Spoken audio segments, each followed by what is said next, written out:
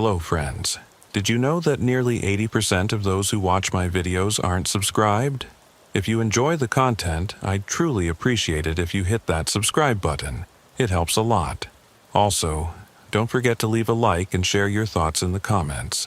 Your interaction not only supports the channel's growth, but also helps these stories reach more people. Thank you all for being here. By the way, where are you watching from? Let me know in the comments.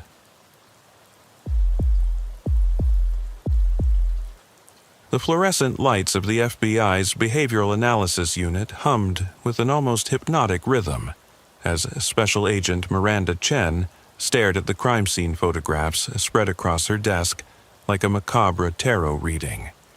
Each image told the same horrifying story, yet revealed nothing about the storyteller. 3 victims, 3 different states, 3 identical execution methods, but absolutely no connection between the victims themselves. It was 3:47 a.m. on a rain-soaked Thursday morning in Quantico, Virginia, and Chen had been awake for 36 hours straight. The coffee had long since stopped working, replaced by pure adrenaline, and the gnawing certainty that somewhere out there, another victim was already marked for death. The first body had been discovered in a storage unit in Portland, Oregon, exactly 43 days ago. Rebecca Martinez, 28, a pediatric nurse with no criminal record, no enemies, and no reason to be found with her hands bound behind her back with surgical tubing. Her mouth sealed with medical tape, and 3 precise incisions made behind her left ear in the shape of a perfect triangle. The Portland police had initially treated it as an isolated incident until the second body turned up in Boise, Idaho, 18 days later. David Kim, 34, an accountant who'd never even received a speeding ticket, found in his basement workshop under identical circumstances. Same binding material, same tape, same 3 triangular cuts, same positioning of the body. The Idaho State Police had reached out to Portland immediately, and within hours, both cases had been escalated to the FBI. But it was the 3rd victim that had sent shockwaves through the Bureau's upper echelons. Dr. Sarah Whitman, 41, a forensic pathologist from Minneapolis, Minnesota, discovered in her own autopsy suite with the killer's signature carved into her neck. The symbolism wasn't lost on anyone. This unsub was taunting law enforcement directly, demonstrating that no one was beyond his reach, not even those who spent their lives examining the dead. Chen rubbed her tired eyes and picked up the victimology report for the 100th time. Rebecca Martinez had been adopted at birth. David Kim had immigrated from South Korea as a child. Dr. Whitman had been born in Minneapolis, but had spent her teenage years in foster care. 3 different backgrounds, 3 different professions, 3 different life paths that somehow converged at the same horrific end. The killer's method was surgical in its precision. Each victim had been sedated with a combination of propofol and midazolam, drugs that required medical knowledge to administer safely. The incisions were made with what the medical examiner believed to be a number 15 scalpel blade, wielded by someone with extensive anatomical knowledge. Most disturbing of all, the victims had been kept alive for approximately 8 to 12 hours after their initial capture, based on the bruising patterns and the settling of the sedatives in their bloodstream. Agent Chen's phone buzzed against the desk, startling her from her analysis. The caller ID showed Denver Field Office. "Chen here," she answered, already knowing what she was about to hear. "Agent Chen, this is Assistant Director Walsh in Denver. We've got another one." The words hit her like a physical blow. Victim number 4. The pattern was accelerating. "Same signature?" she asked, though she already knew the answer. "Identical. White male, 37 years old, found in a rented storage facility about 2 hours ago. Name's Marcus Thompson, works as a high school biology teacher. No criminal record, exemplary citizen by all accounts. Local ME is saying the body's been there for approximately 18 hours. Chen was already reaching for her jacket. I'll be on the next flight out. Don't let anyone contaminate the scene, and I want a complete media blackout until I get there. Already done. One more thing, Chen. There was something else this time. The killer left a note. Chen's blood ran cold. Serial killers rarely broke pattern to communicate directly with law enforcement unless they were escalating toward some kind of endgame. What did it say? 3 words. You're too slow. The flight to Denver gave Chen time to review everything they knew about their unsub. She'd constructed a preliminary profile based on the first 3 murders, but the addition of a 4th victim and direct communication was forcing her to reconsider several key assumptions.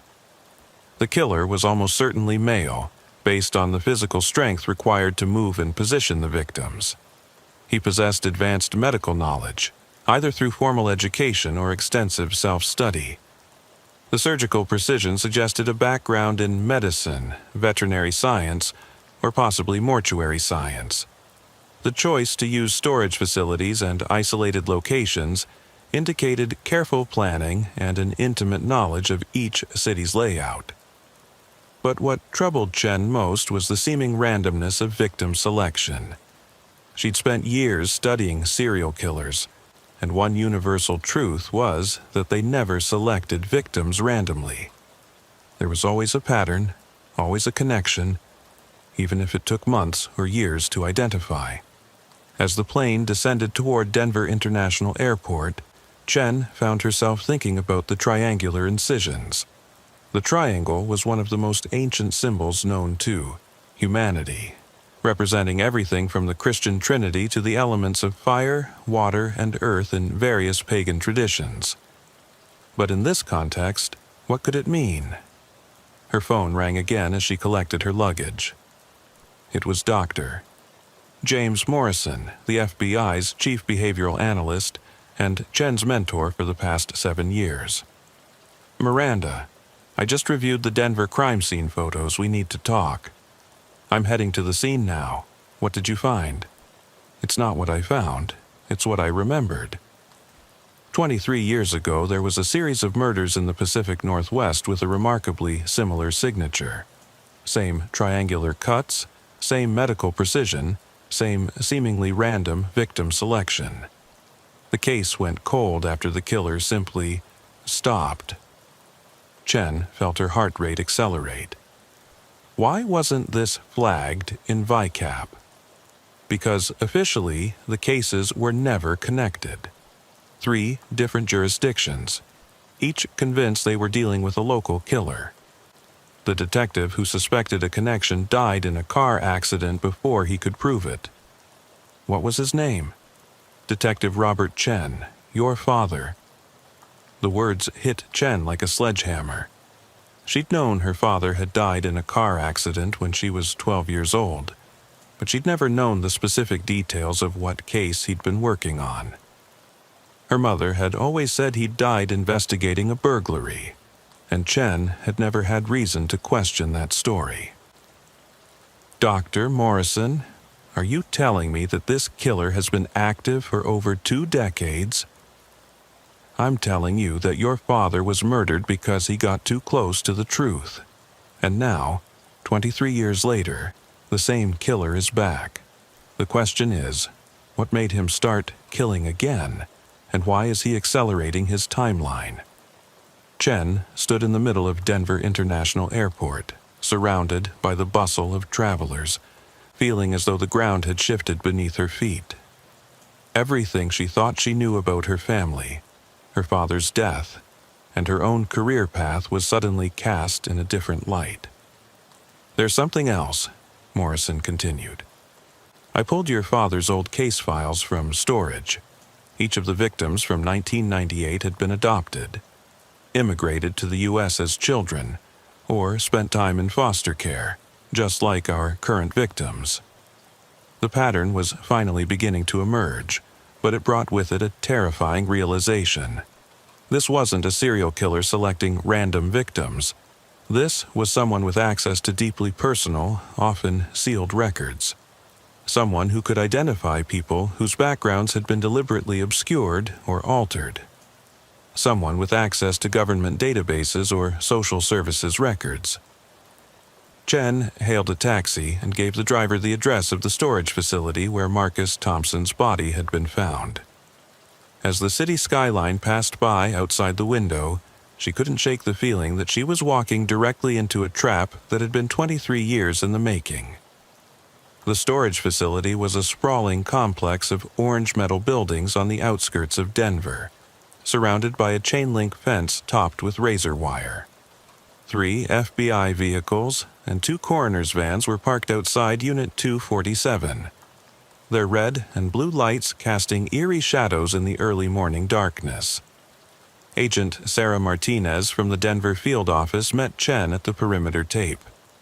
Martinez was young, probably fresh out of Quantico, with the eager efficiency of someone determined to prove herself. "Agent Chen? I'm Agent Martinez. I've been coordinating with local law enforcement to secure the scene. The body is in the same position as the others. Hands bound behind the back, surgical tape over the mouth, positioned on his back with arms at his sides." Chen nodded, pulling on latex gloves and booties. "Has anyone been inside the unit besides the ME?" "Just the responding officers and the medical examiner. We've photographed everything exactly as it was found. The victim's car was discovered about 2 miles away in a shopping mall parking lot." Chen ducked under the yellow tape and approached the storage unit. The metal roll-up door was raised, revealing a 10 by 10 space that had been transformed into a grotesque tableau. Marcus Thompson lay in the center of the concrete floor, his body positioned with the same ritualistic precision as the previous victims. The fluorescent light fixture had been turned on, casting harsh shadows that made the scene even more disturbing. But it was what surrounded the body that made Chen's blood run cold. Pinned to the walls of the storage unit were dozens of photographs. Surveillance photos of Rebecca Martinez, David Kim, Dr. Sarah Whitman, and Marcus Thompson. But there were others as well. Photos of people Chen didn't recognize, all bearing the same composition. Candid shots taken from a distance, showing the subjects going about their daily lives, completely unaware they were being watched. And there, in the center of the display, was a photograph of Special Agent Miranda Chen herself, taken outside her apartment building in Arlington, Virginia, just 3 days ago. Below the photograph was a handwritten note in precise block letters. "Some patterns skip generations. Your father understood, do you?" Chen's hands trembled as she read the note. This killer hadn't just resumed his activities after a 23-year hiatus. He'd been watching, waiting, planning. The 4 recent murders weren't random acts of violence. They were a message, a calling card designed to draw her into the investigation. "Agent Martinez, I need you to contact Quantico immediately. Tell them to put Agent Miranda Chen's apartment under immediate surveillance, and to issue a BOLO for anyone matching our unsub profile in the Arlington area." "Yes, ma'am.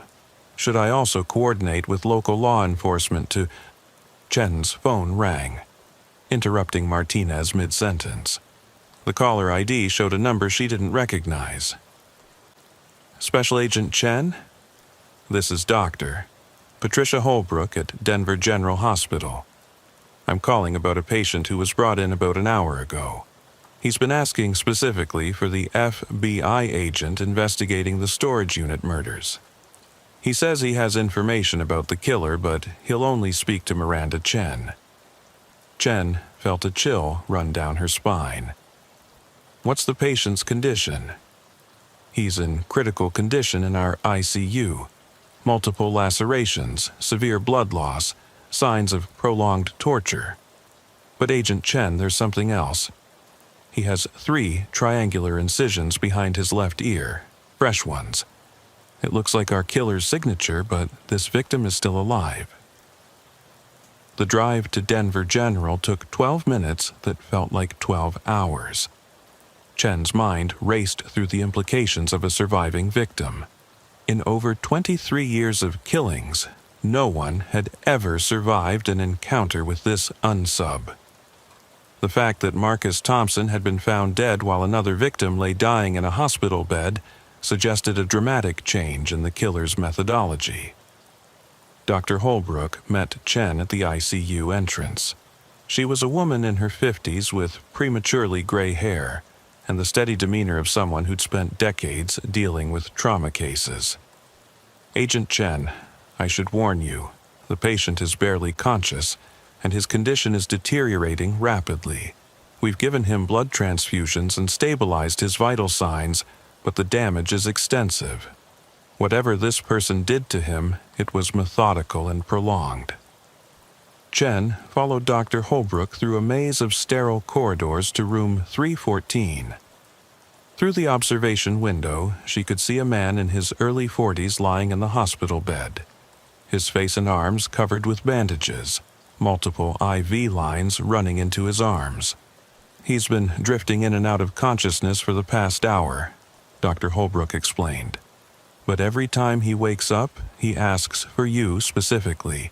He seems to know details about the case that haven't been released to the public." Chen entered the room quietly, approaching the bedside with caution. The patient's eyes fluttered open as she drew near, and she could see they were filled with a mixture of pain and desperate urgency. "Agent Chen?" His voice was barely a whisper, his throat raw from screaming. "I'm here. What's your name?" Thomas Mitchell. I know who's killing them." Chen leaned closer, pulling out her digital recorder. "Thomas, I need you to tell me everything you remember. Start from the beginning."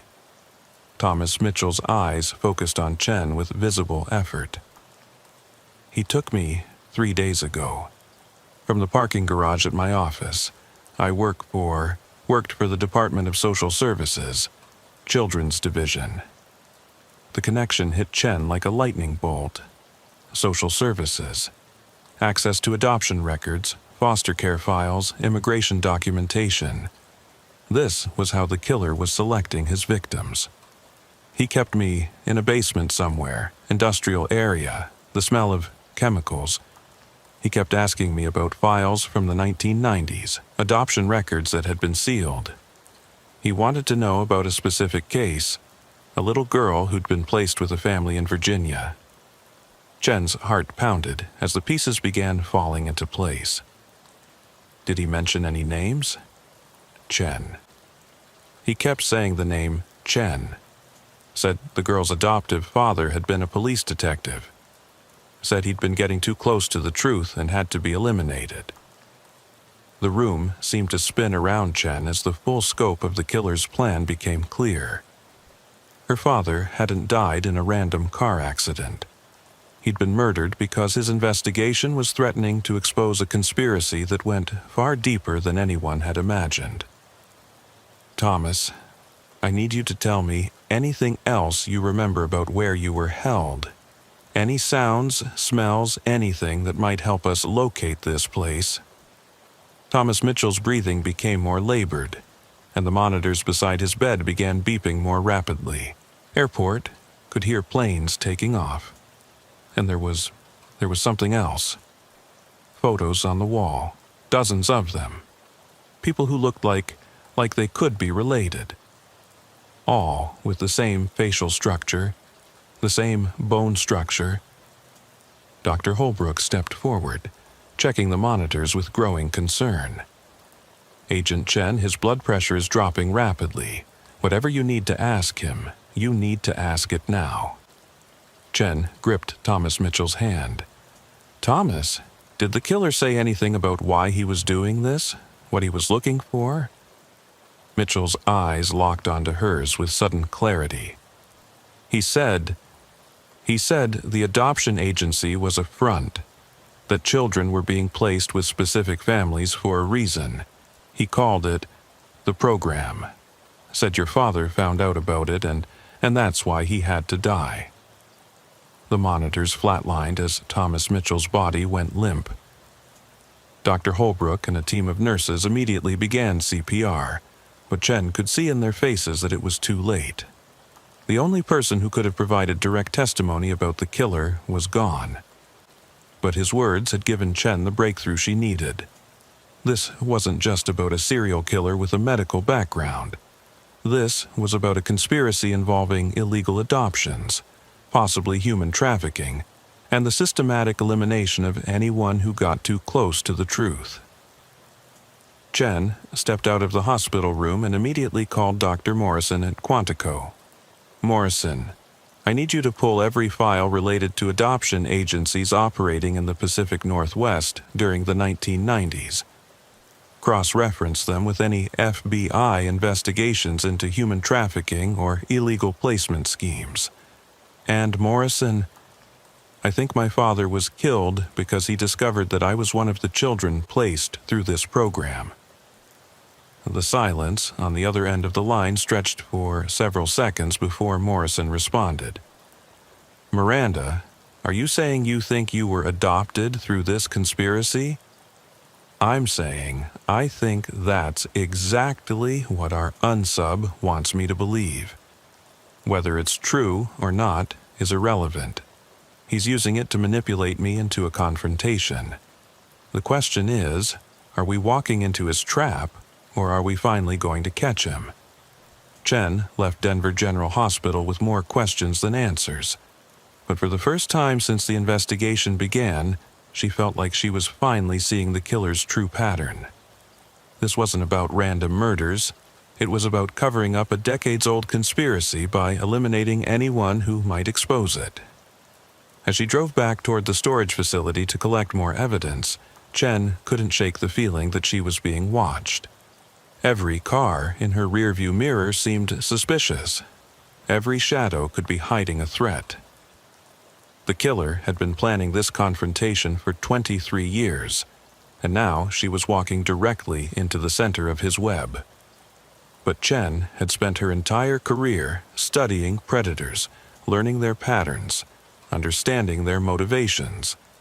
And if this killer thought he could manipulate her through fear and psychological games, he was about to learn that he'd chosen the wrong FBI agent to target.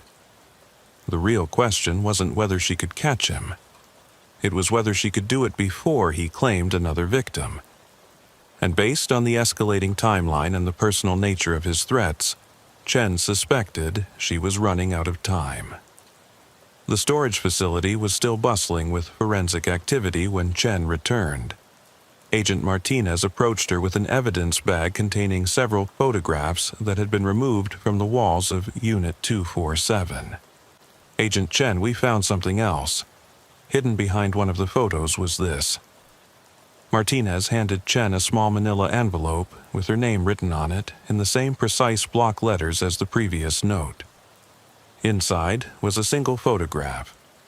A 7-year-old Asian girl standing outside an elementary school in Arlington, Virginia, dated September 1985. On the back was written, "Some truths are worth killing for." Chen stared at the photograph, recognizing her younger self despite the passage of 23 years. The killer had been tracking her since childhood, waiting for the right moment to draw her into his game. But as she looked at the photograph, Chen noticed something that filled her with cold determination rather than fear. In the background of the image, partially obscured by a tree, was the reflection of the photographer in a car window. It was blurry and indistinct, but it was something. The killer had made his first mistake in over 2 decades. "Agent Martinez, I need this photograph analyzed by the best forensic imaging specialists we have. If we can enhance this reflection, we might finally have a face to go with our profile." Chen's phone buzzed with a text message from an unknown number. Quantico. "Tomorrow, 3 a.m. Come alone or more, people die." The killer was done playing games. After 23 years of careful planning, he was ready for the final confrontation. And despite every protocol screaming at her not to walk into an obvious trap, Chen knew she had no choice. Too many people had already died because of her father's investigation, and she wasn't going to let anyone else become a victim. As she drove back toward the airport to catch the red-eye flight to Washington, D.C., Chen couldn't help but think about her father. Had he felt this same mixture of fear and determination when he'd gotten close to the truth? Had he known that his investigation would eventually put his daughter in danger? One thing was certain. Tomorrow at Quantico, one way or another, this 23-year pattern of killing was going to end. Special Agent Jake Morrison pressed his back against the cold concrete wall of the abandoned warehouse, his heart hammering against his ribs as the sound of approaching footsteps echoed through the cavernous space.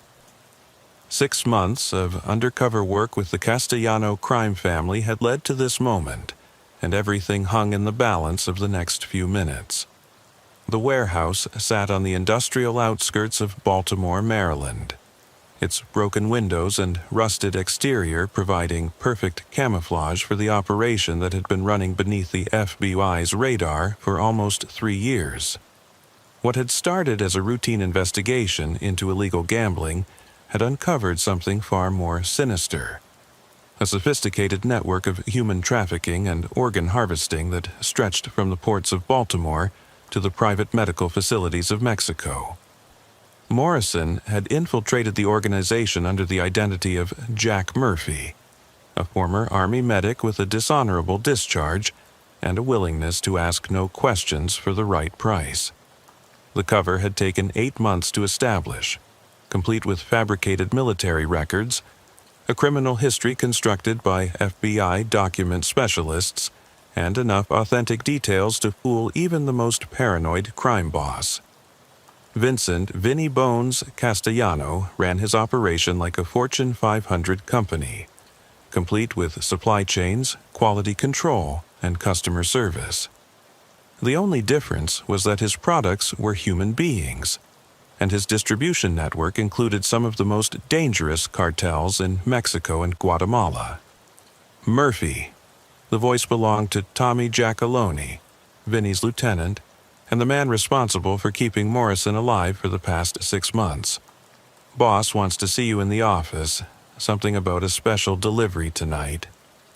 Morrison checked his concealed recording device one last time before stepping away from the wall. The wire was barely larger than a thread, woven into the fabric of his jacket by FBI technical specialists. But discovery would mean instant death. Vinny Bones had a reputation for creativity when it came to eliminating problems, and Morrison had seen enough evidence of his handiwork to know that a quick bullet would be a mercy. The office was a converted shipping container in the center of the warehouse, outfitted with bulletproof glass and enough firepower to hold off a small army.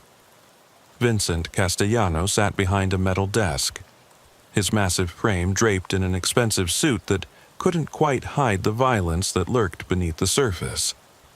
At 52 years old, Vinny had survived 3 assassination attempts, 2 federal investigations, and countless turf wars by being smarter, more ruthless, and more paranoid than anyone else in the business. "Jack, my friend, come in, come in." Vinny's voice carried the warm tones of someone greeting a beloved nephew, but Morrison could see the calculation in his eyes. In 6 months of working for the Castellano organization, Morrison had learned that Vinny's friendliness was often the last thing people heard before they disappeared forever. "You got something special for me tonight, Mr. Castellano." Vinny smiled, revealing gold dental work that caught the fluorescent light. "Always straight to business with you, Jack.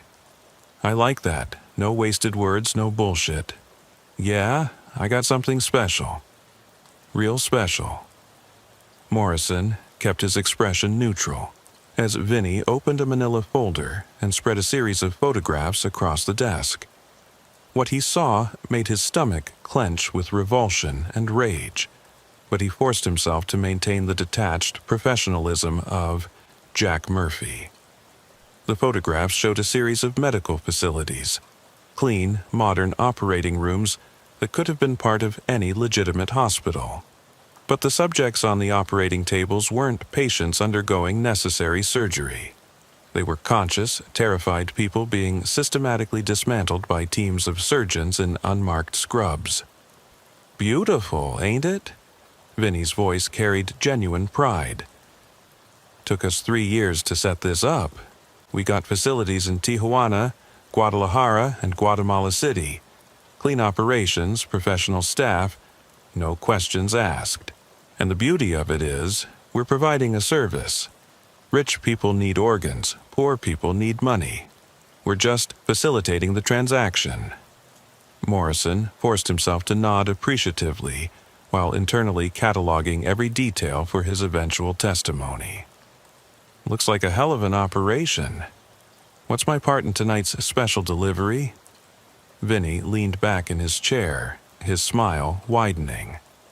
We got a high-priority client flying in from Dubai tonight. Needs a specific match. O, negative blood type, young, healthy, the kind of donor that commands premium prices. We got 3 candidates lined up, but I need someone I trust to handle the transportation. Where are we picking them up? That's the beautiful part. They're coming to us. These 3 idiots answered an ad for a medical study at Johns Hopkins. Thought they were going to make $500 for a weekend of tests. Instead, they're going to make us $50,000 each. Morrison felt his jaw clench involuntarily, but managed to cover it by reaching for a cigarette.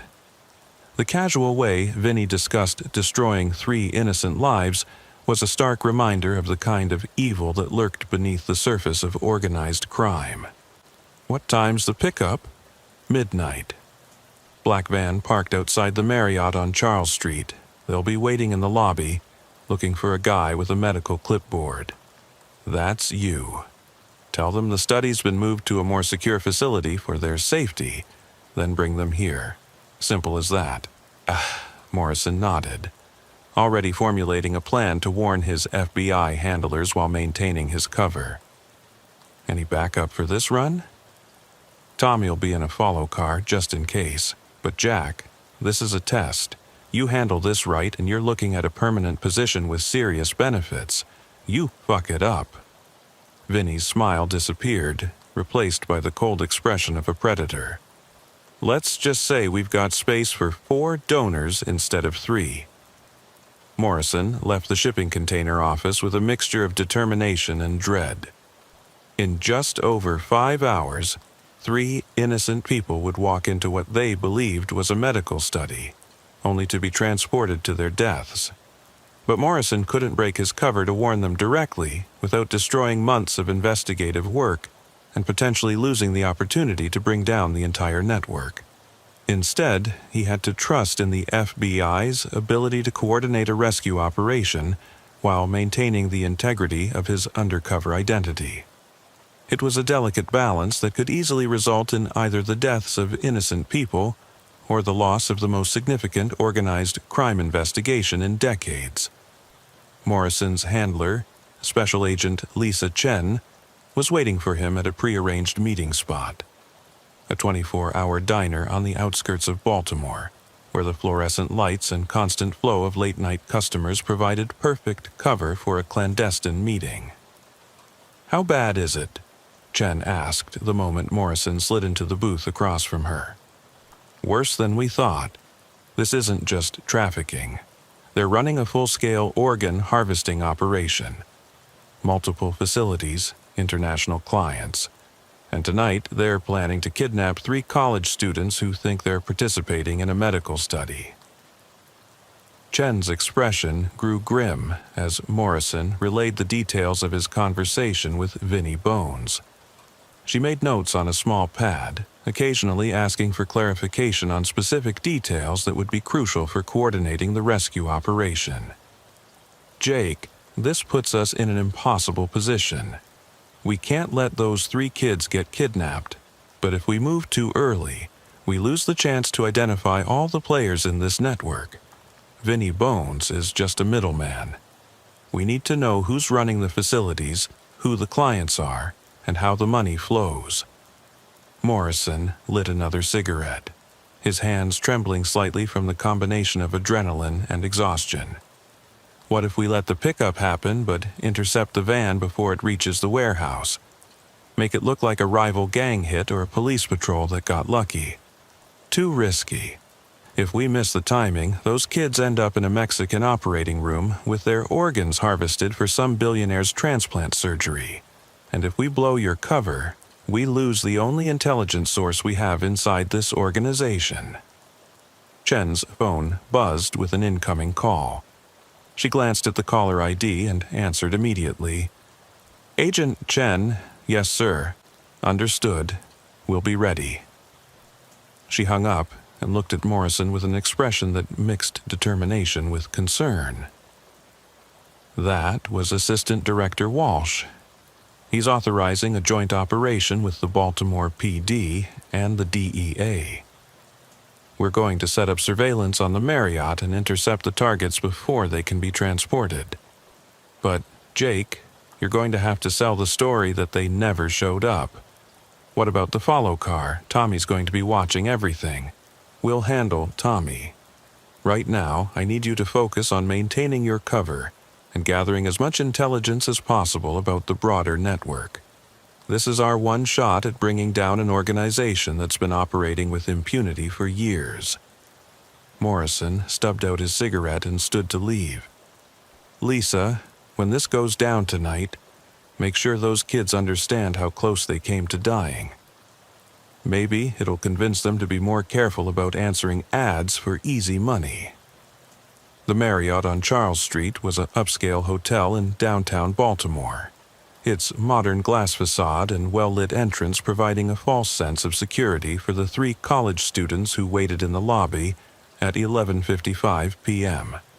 Morrison sat in the black van across the street, watching through tinted windows as FBI surveillance teams took their positions around the hotel. Agent Chen's voice crackled through his earpiece. "All units in position. Target acquisition in 5 minutes." Morrison climbed out of the van and walked toward the hotel entrance, a medical clipboard in his hand and a false smile on his face. The 3 students, 2 young men and a woman, all in their early 20s, looked up expectantly as he approached. "Excuse me, are you here for the Johns Hopkins medical study?"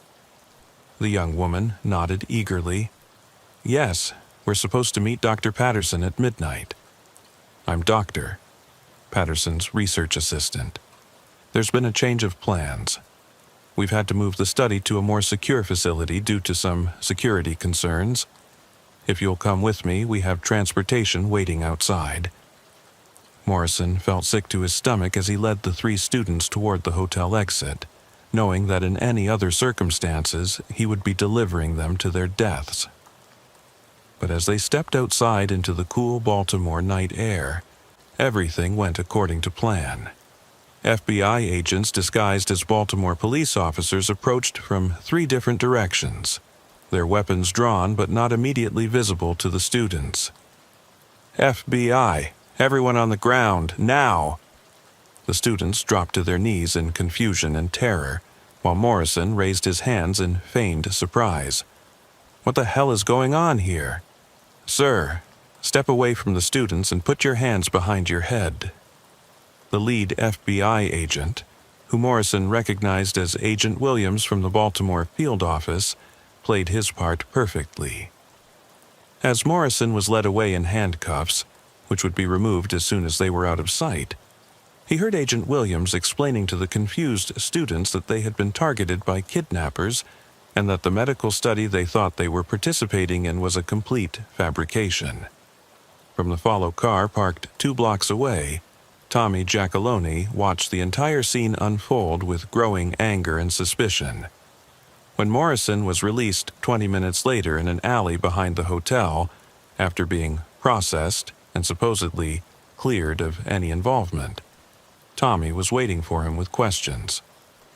"What the fuck happened back there, Murphy?"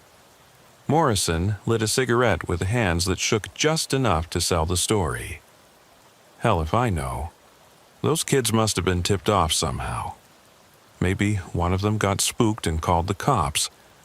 All I know is I'm lucky to be walking away from this instead of sitting in a federal holding cell. Tommy's eyes narrowed as he studied Morrison's face. Boss ain't gonna be happy about this. He specifically told you not to fuck this up. Hey, I did exactly what Vinny told me to do. I approached them with the medical story. I tried to lead them to the van. It's not my fault they had federal agents watching them. The drive back to the warehouse was tense, with Tommy repeatedly glancing at Morrison as if trying to detect signs of deception. Morrison knew that his survival depended on selling the story perfectly. Any hint that he had been involved in setting up the FBI operation would result in his immediate execution. Vincent Castellano was waiting for them in his shipping container office, his usual jovial demeanor replaced by cold fury. "Jack, explain to me how a simple pickup turned into a federal fucking operation." Morrison took a deep breath and prepared to deliver the performance of his life. "Mr. Castellano, I think someone in the Johns Hopkins medical department tipped off the FBI. Those kids were expecting to meet Dr. Patterson, which means someone inside the hospital knew about our operation." Vinny's eyes blazed with anger, but it wasn't directed at Morrison. "You think we got a leak in our medical contacts?" "Had to be. There's no other way the FBI could have known exactly when and where to set up their operation. They were in position before I even approached the targets." Vinny slammed his fist on the metal desk, causing papers and photographs to scatter. 23 years I've been running operations in this city without a single major bust. Now we got federal agents crawling, all over what should have been a routine pickup. Morrison sensed an opportunity to gather more intelligence. "Maybe we should shut down the Baltimore operation for a while. Focus on the facilities in Mexico until things cool down here." "Can't do that. We got 3 high-priority clients flying in next week, including the Dubai contact and a guy from Switzerland who's been waiting 6 months for a specific match. We cancel on them, and word gets out that we can't deliver. Our reputation gets destroyed, and this whole network falls apart." Tommy spoke up from the corner of the shipping container. "Boss, what if we use the backup medical contacts? The ones who run the private clinic in Annapolis?" Vinny considered this for several moments before nodding slowly. "Yeah, that could work. Jack, I want you to drive down to Annapolis tomorrow and meet with Dr. Sarah Kessler. She runs a fertility clinic that's been helping us identify potential donors. Tell her we need 3 replacements by the end of the week." Morrison felt his blood run cold as he realized the scope of the operation. They weren't just targeting random people who answered fake medical study ads. They had legitimate medical professionals identifying potential victims based on their blood types, medical histories, and personal circumstances.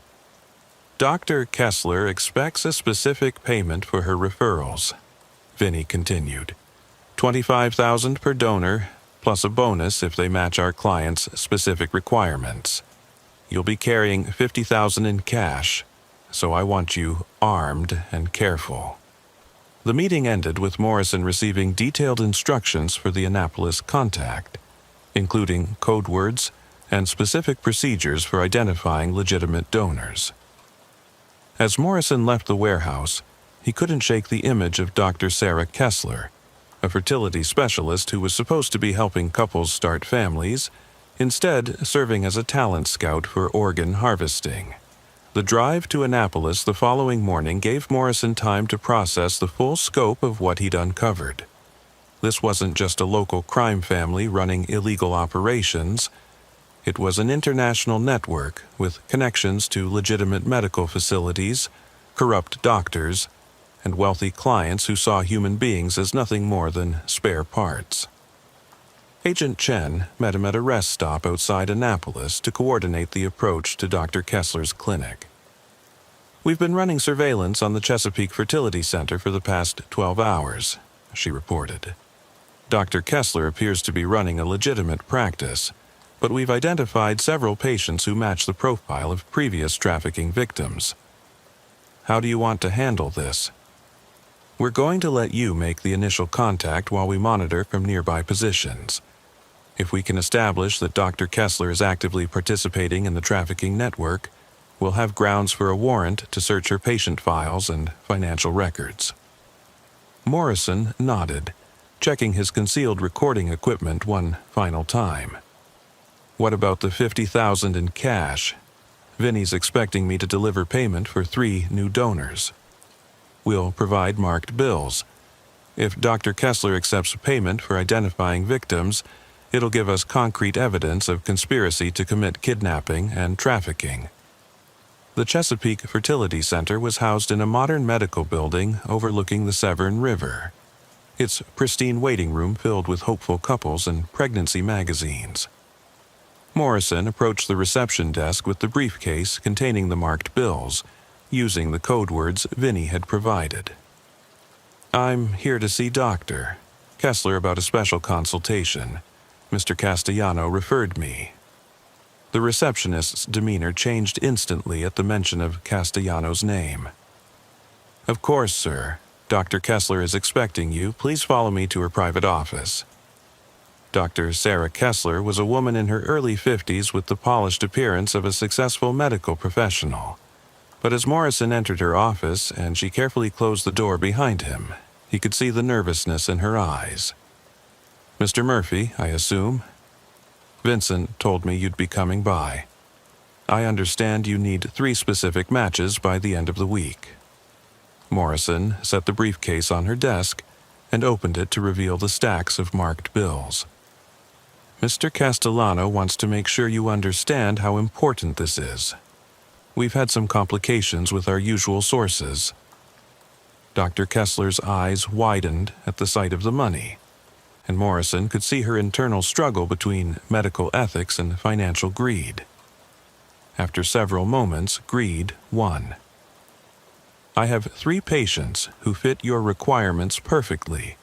Young, healthy, O-negative blood types, and all of them are going through difficult financial situations that would make them receptive to participating in a paid medical study. Morrison felt his stomach churn as Dr. Kessler pulled out 3 patient files and spread them across her desk. Each file contained detailed medical information, blood test results, and personal background information about women who had come to her seeking help with fertility issues. This one, she said, pointing to a file labeled Jessica Torres, age 24, is a graduate student with significant student loan debt. She's been trying to conceive for 18 months with no success. I could easily convince her that participating in a research study would help both her financial situation and provide valuable medical insights.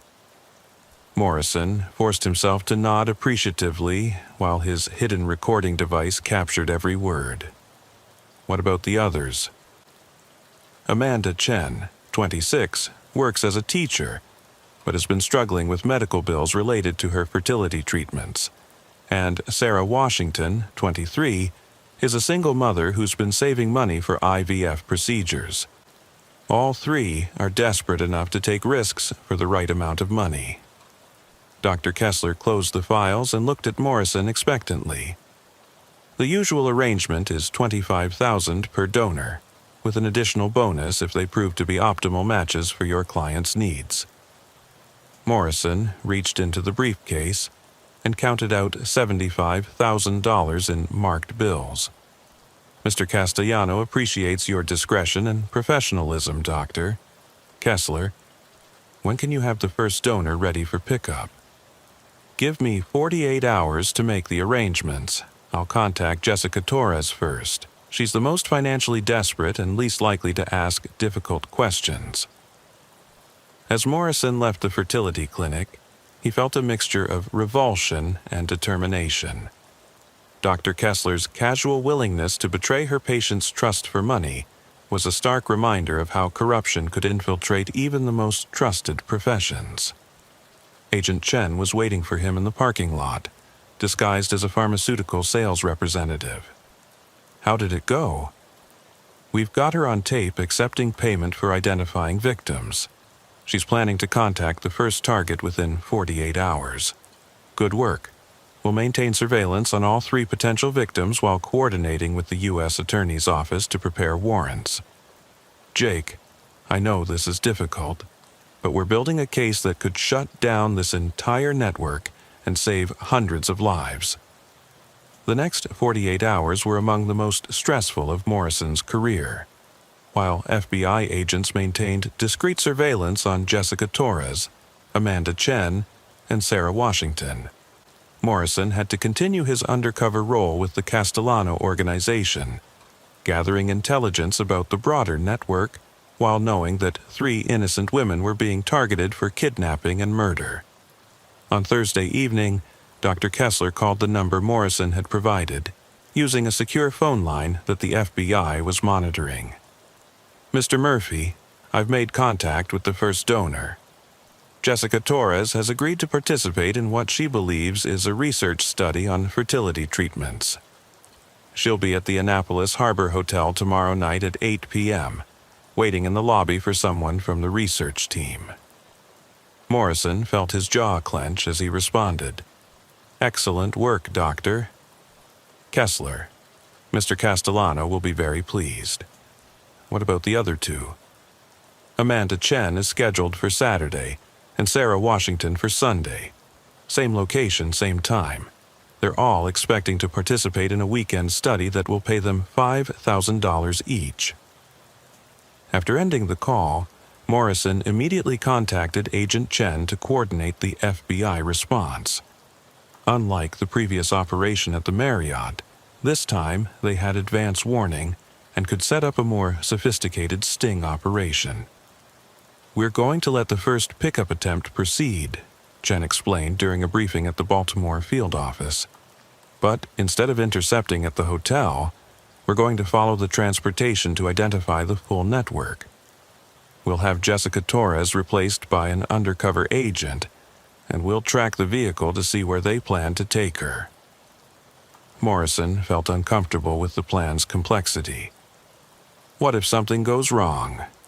What if they realize it's a setup before we can identify all the players? That's a risk we have to take. This network has been operating for years, and this might be our only chance to map out the entire operation. We'll have backup teams positioned at every stage, but we need to gather as much intelligence as possible. Friday night at the Annapolis Harbor Hotel proceeded exactly as planned. Morrison approached the woman sitting in the lobby, not Jessica Torres, but FBI agent Maria Santos, who had been given enough background information to convincingly play the role of a desperate graduate student. Miss Torres, I'm from the research team. There's been a slight change in location for security purposes, but we have transportation waiting outside. Agent Santos played her part perfectly, expressing appropriate nervousness about the change in plans while allowing Morrison to escort her to the waiting van. Tommy Giacalone was once again serving as backup, following at a discreet distance as they drove toward what Morrison assumed would be the Baltimore warehouse. But instead of heading north toward Baltimore, the van turned south toward Washington, D.C. Morrison felt a chill of apprehension as he realized they were driving into unfamiliar territory, away from the FBI surveillance teams that had been positioned based on the assumption that the warehouse was the intended destination. After an hour of driving through increasingly rural areas of Maryland, the van pulled into the parking lot of what appeared to be an abandoned farm outside the small town of La Plata. Morrison could see several other vehicles already parked around a large barn, and his worst fears were confirmed when he recognized one of them as belonging to Vincent Castellano himself. "Change of plans, Murphy," Tommy announced as they parked near the barn. "Boss decided this operation was too important to handle at the warehouse. We're using a more secure location tonight." Morrison helped Agent Santos out of the van, maintaining his cover while desperately trying to signal their location to any FBI surveillance teams that might be in the area. The barn had been converted into a makeshift medical facility, complete with operating tables, surgical equipment, and several men in scrubs who were clearly not legitimate medical professionals. Vincent Castellano emerged from a corner office as Morrison and Agent Santos entered the barn. "Jack, good work tonight.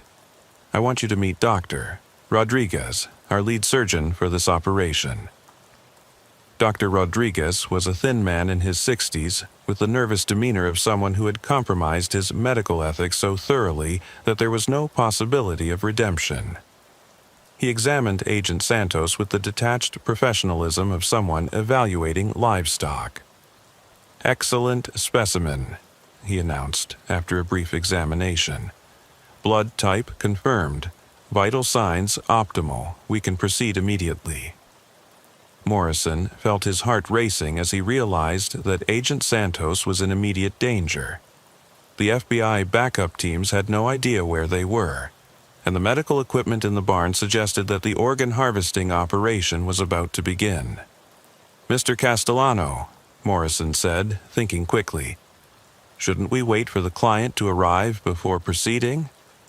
I thought they wanted to verify the quality of the donors personally."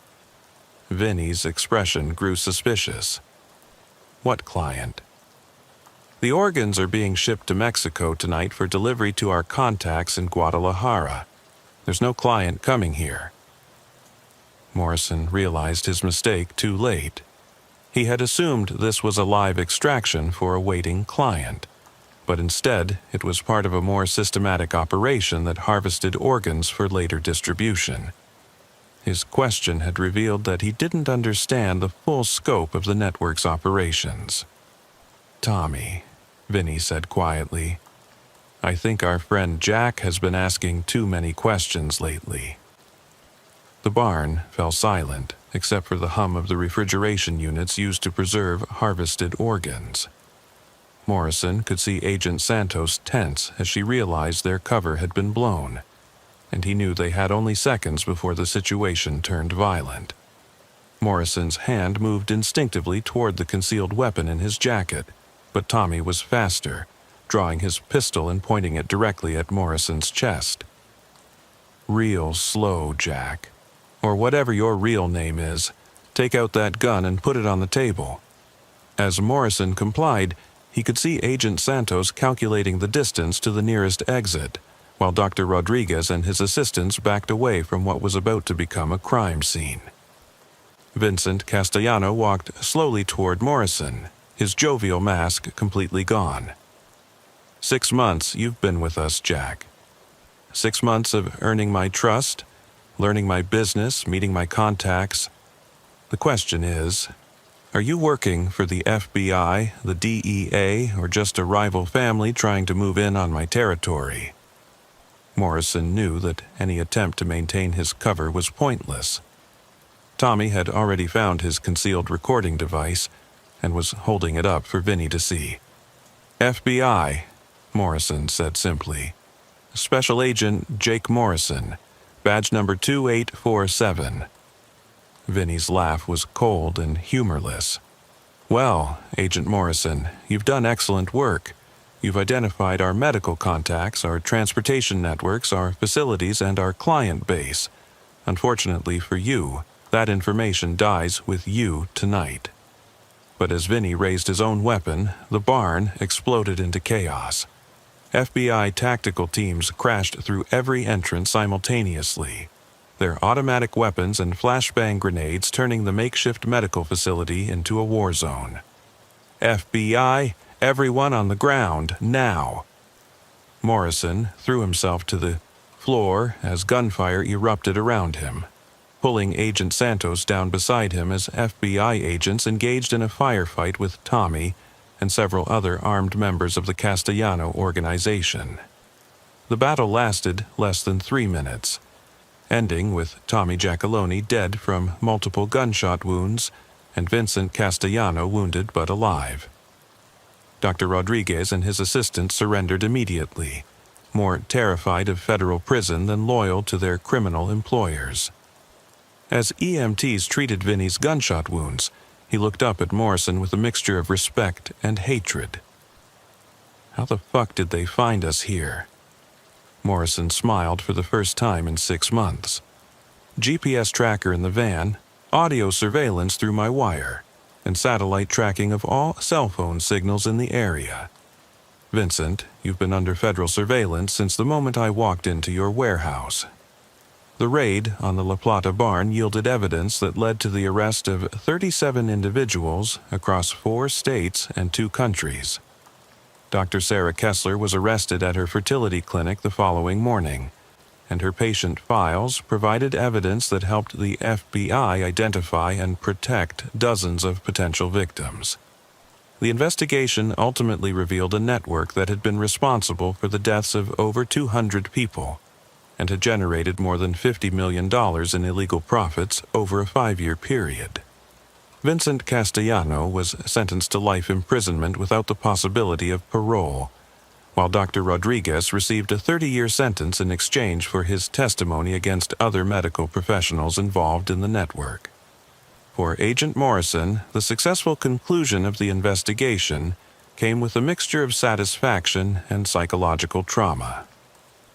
6 months of pretending to be someone capable of facilitating murder and torture had taken a toll that would require months of therapy to process. But as he wrote his final report on the Castellano investigation, Morrison couldn't help but think about Jessica Torres, Amanda Chen, and Sarah Washington. 3 women who would never know how close they had come to being murdered for their organs, and who were now free to live their lives because a group of federal agents had been willing to risk everything to protect them. The case became a landmark in federal prosecution of international trafficking networks, and Morrison's undercover work was cited as a model for future investigations into organized crime. But for Morrison himself, the real victory was simpler. 3 innocent women were still alive, and a network of killers would never claim another victim. U.S. Marshal Sarah Connor had seen enough death in her 15-year career to know when someone was about to die. The way they held their shoulders, the frequency of their glances toward exits, the unconscious touching of vulnerable areas like the throat or wrists, all telltale signs that prey animals displayed when they sensed a predator nearby. Rebecca Martinez exhibited every single one of these behaviors as she sat across from Connor in the sterile conference room of the federal building in Phoenix, Arizona. What made it worse was that Rebecca was supposed to be safe. She had been living under federal protection for 18 months, with a new identity, a new location, and the full resources of the Witness Security Program protecting her from the people who wanted her dead. But someone had found her anyway. "They know where I am," Rebecca whispered, her voice barely audible, despite the fact that they were alone in a soundproof room 3 floors below ground level. "Yesterday, I saw a man taking pictures of my apartment building. Same man I saw outside the grocery store last week. Same man who was sitting in a car across from my work 2 weeks ago." Connor studied the photographs Rebecca had taken with her cell phone, blurry images of a figure in dark clothing who could have been anyone. But Rebecca's terror was genuine, and in Connor's experience, protected witnesses developed an almost supernatural ability to detect threats. "Rebecca, I need you to tell me everything you remember about this man. Height, weight, distinguishing features, anything that might help us identify him." Rebecca Martinez had entered the Witness Security Program after testifying against Vincent Torino, a lieutenant in the Chicago mob who had ordered the execution of 3 federal judges. Her testimony had resulted in Torino's conviction and a life sentence, but it had also made her a target for every criminal organization in the country. The Torino family had put a $2 million bounty on Rebecca's head, and in the 18 months since her testimony, 7 different assassination attempts had been thwarted by federal agencies. Each time, the killers had been caught before they could locate Rebecca. But now it appeared that someone had finally succeeded in breaching the security of the witness protection program. "He's about 6 feet tall, maybe a little shorter," Rebecca continued, her hands trembling as she spoke. "Hispanic, probably Mexican based on his features, but the scary thing is how professional he looks. This isn't some street criminal looking for easy money. This guy moves like military or law enforcement." Connor felt a chill run down her spine. If Rebecca was right about the man's background, it suggested that the Torino family had hired a professional assassin rather than relying on local criminals. Professional killers were exponentially more dangerous because they had the training and resources to penetrate federal security measures. "Rebecca, I want you to gather everything you consider essential. Important documents, medications, anything you can't replace. We're moving you to a secure facility within the hour." "Where? Another safe house that they'll find in a few weeks? Another fake identity that they'll see through in a few months?" Rebecca's voice rose with frustration and fear.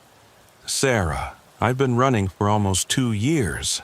I'm tired of being afraid every time I walk out my front door." Connor understood Rebecca's frustration, but she also understood the alternative. Vincent Torino's organization had tortured and murdered witnesses before, often taking days to extract information about other federal investigations before finally killing them. "I know this is difficult, but right now our priority is keeping you alive. Once we identify how they found you, we can take steps to make sure it doesn't happen again."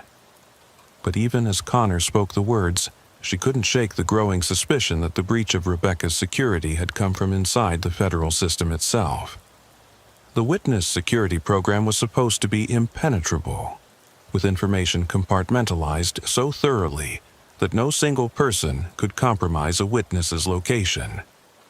Connor's secure phone buzzed with an incoming call from Deputy Chief Inspector Frank Walsh, her supervisor at the U.S. Marshals Service headquarters in Arlington, Virginia. "Connor, we have a problem. Rebecca Martinez isn't the only witness who's been compromised. In the past 72 hours, we've had security breaches involving 3 other protected witnesses in different parts of the country." Connor felt her blood run cold. 3 other witnesses meant this wasn't a random security failure. It was a systematic assault on the witness protection program itself. "What's the status of the other witnesses?" 2 are dead. Maria Santos in Denver and James Wilson in Miami were both killed within hours of being located. Professional hits, no witnesses, no evidence left behind. The 3rd witness, David Chen in Portland, managed to escape, but barely. Connor looked across the table at Rebecca, who was still waiting for answers about her relocation. The knowledge that 2 other protected witnesses had already been murdered made Rebecca's situation exponentially more urgent. "Inspector Walsh, I need immediate relocation authority for Rebecca Martinez, plus a full security audit of everyone with access to her case file. If we have a leak in the system, we need to identify it before more people die. Already authorized. There's a federal facility in Colorado that can house her temporarily while we investigate. But Connor, I need you to understand something. If we don't find this leak quickly, we're going to lose the confidence of every witness we've ever protected. People will stop cooperating with federal investigations if they think we can't keep them safe."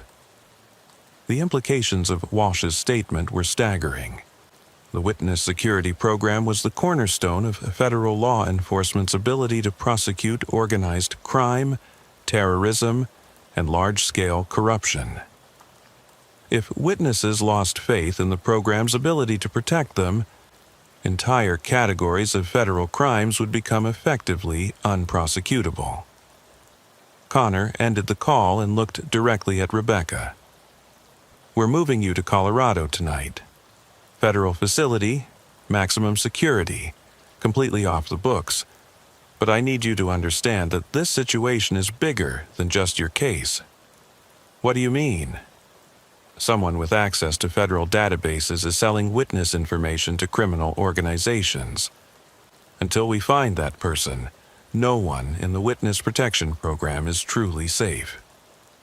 The flight to Colorado took place on an unmarked federal aircraft, with Connor and Rebecca accompanied by 2 deputy U.S. Marshals who had been vetted at the highest levels. During the 3-hour flight, Connor reviewed the case files of the other compromised witnesses, looking for patterns that might reveal how their locations had been discovered.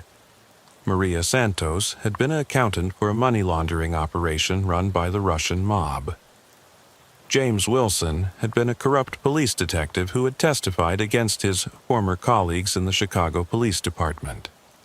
David Chen had been an immigration officer who had exposed a human trafficking network. All 4 witnesses had testified in cases involving different criminal organizations, different federal agencies, and different prosecutors. The only common factor was that all 4 cases had been handled by the same federal database system, the Witness Security Electronic Records Management System, known internally as WSERMS. The system was supposed to be secure, with access limited to a small number of federal personnel who had undergone extensive background checks. But someone with access to WSERMS was systematically selling witness information, and they were doing it in a way that maximized the criminal organization's ability to locate and eliminate their targets.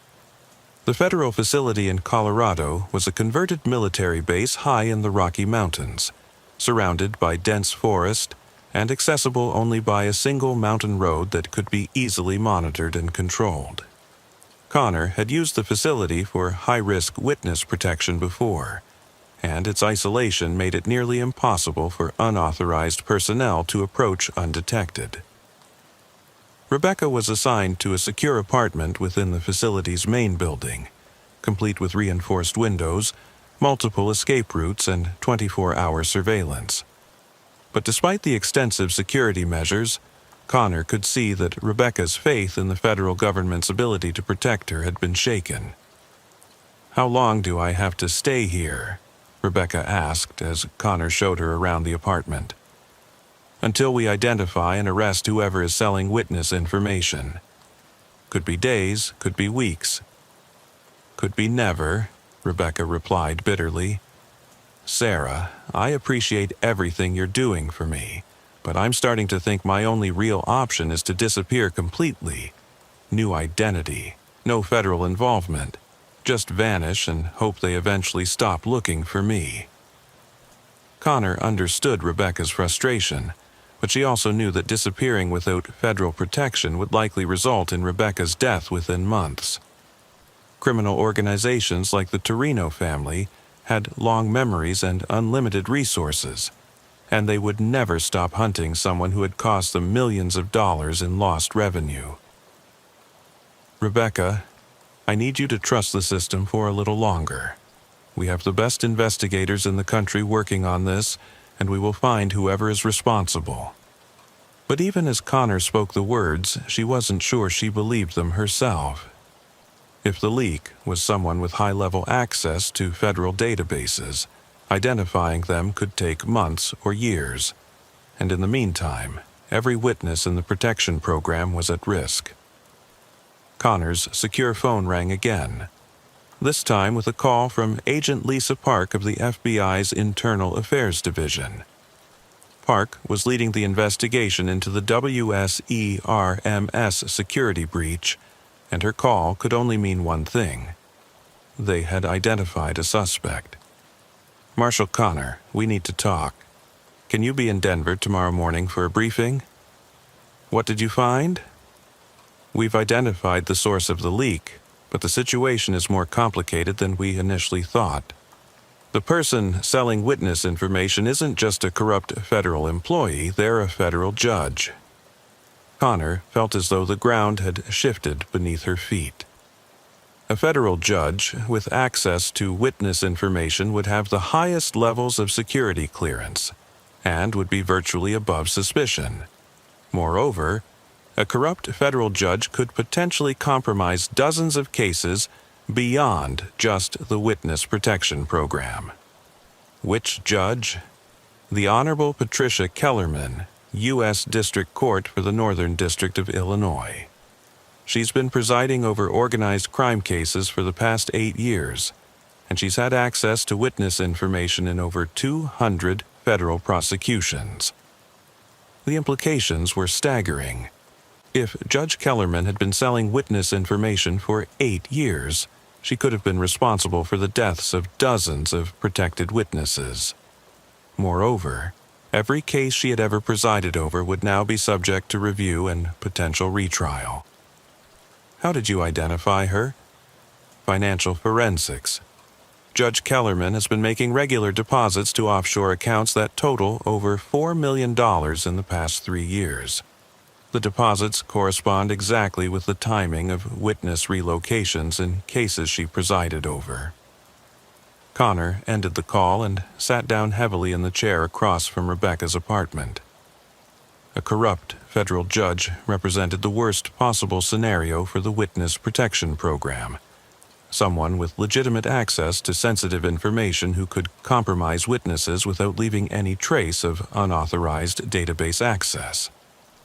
The next morning, Connor flew to Denver to meet with Agent Park and review the evidence against Judge Kellerman. The FBI had been conducting surveillance on the judge for the past week, and the evidence was overwhelming. She's been selling witness information to at least 3 different criminal organizations, Park explained during the briefing. The Torino family in Chicago, the Kowalski organization in Detroit, and the Petrov Group out of New York. Each time a witness was relocated, Kellerman would provide the new location information within 48 hours. Connor studied the surveillance photographs of Judge Kellerman meeting with known criminals in remote locations around Chicago. The judge appeared relaxed and confident in the photos, suggesting that she had been operating without fear of detection for an extended period. What's the arrest plan? We're coordinating with the U.S. Attorney's Office to obtain a warrant for Judge Kellerman's arrest. But we have to be careful. Arresting a sitting federal judge requires approval from the highest levels of the Department of Justice. Connor nodded, understanding the political implications of arresting a federal judge. But she also understood that every day Judge Kellerman remained free was another day that protected witnesses remained at risk. What about the current witnesses who've been compromised? Rebecca Martinez and David Chen are still in hiding, and Judge Kellerman still has access to their location information. That's been handled.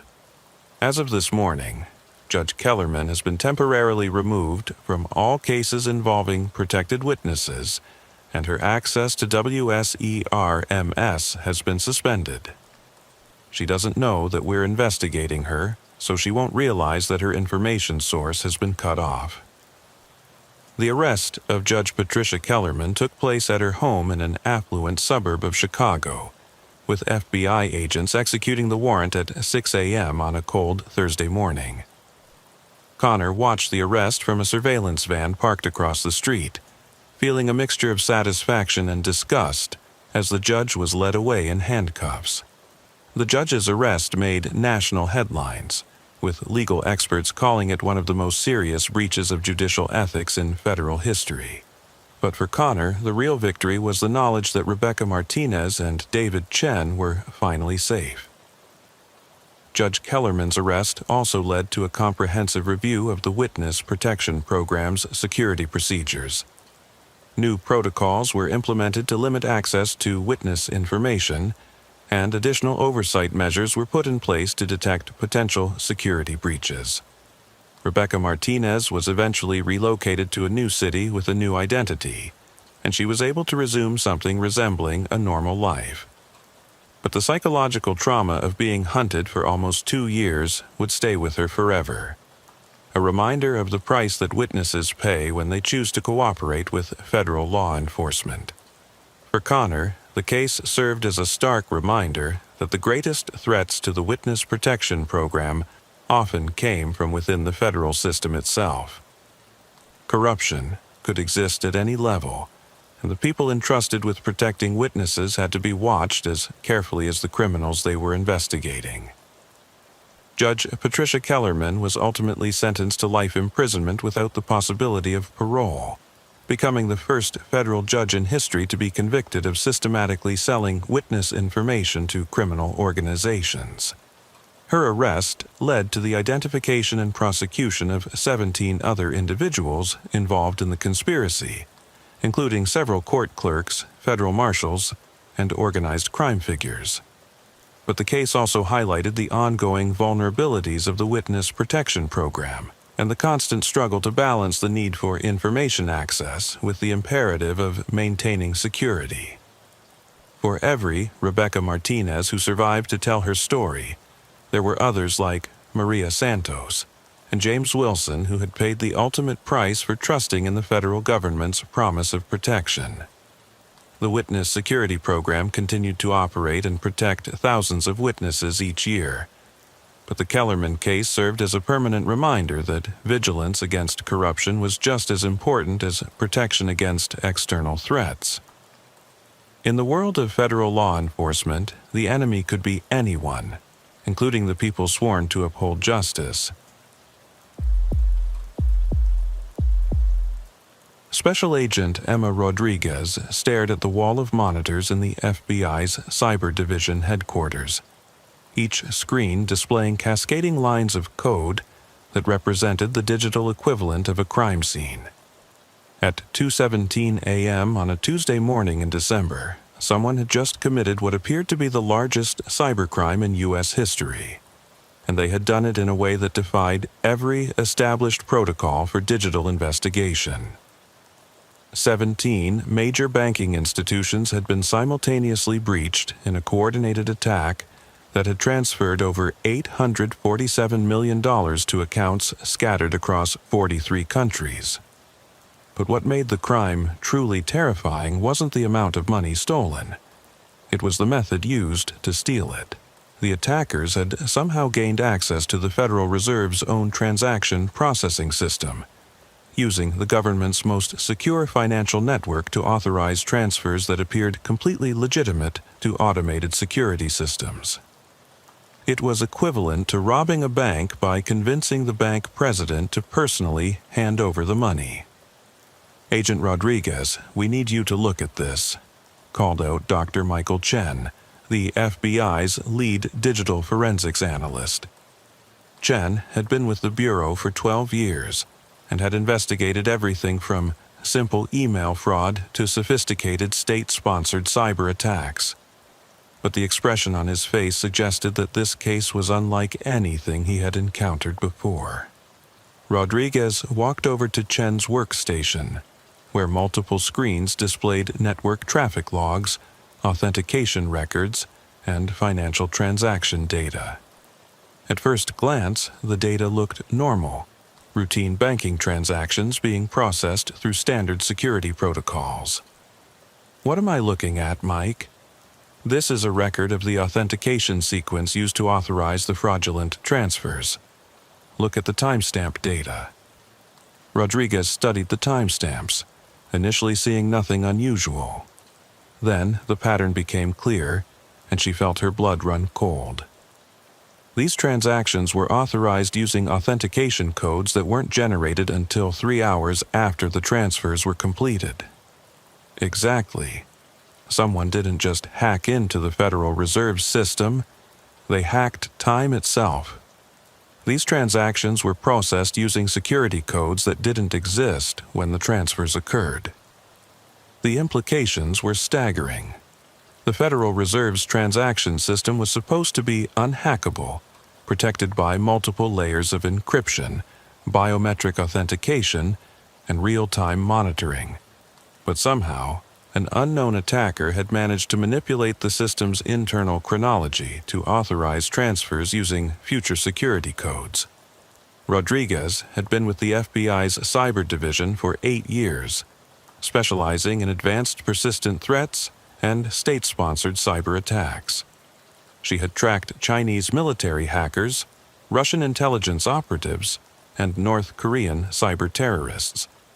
But this attack exhibited a level of sophistication that exceeded anything she had seen from any known hostile nation. Mike, I need you to walk me through exactly how this would be possible. In simple terms, how do you hack time? Chen pulled up a diagram of the Federal Reserve's network architecture, highlighting the various security systems that should have prevented unauthorized access. The Fed's system uses a distributed authentication protocol that generates new security codes every 30 seconds. These codes are synchronized across multiple servers using atomic clock precision. In theory, it's impossible to predict what the codes will be more than a few seconds in advance. So, how did someone predict codes that wouldn't be generated for 3 hours? They didn't predict them. They manipulated the atomic clock references that the system uses to synchronize the code generation. By introducing micro-delays in the time synchronization protocol, they were able to make the system think it was generating codes for the current time, when it was actually generating codes for 3 hours in the future.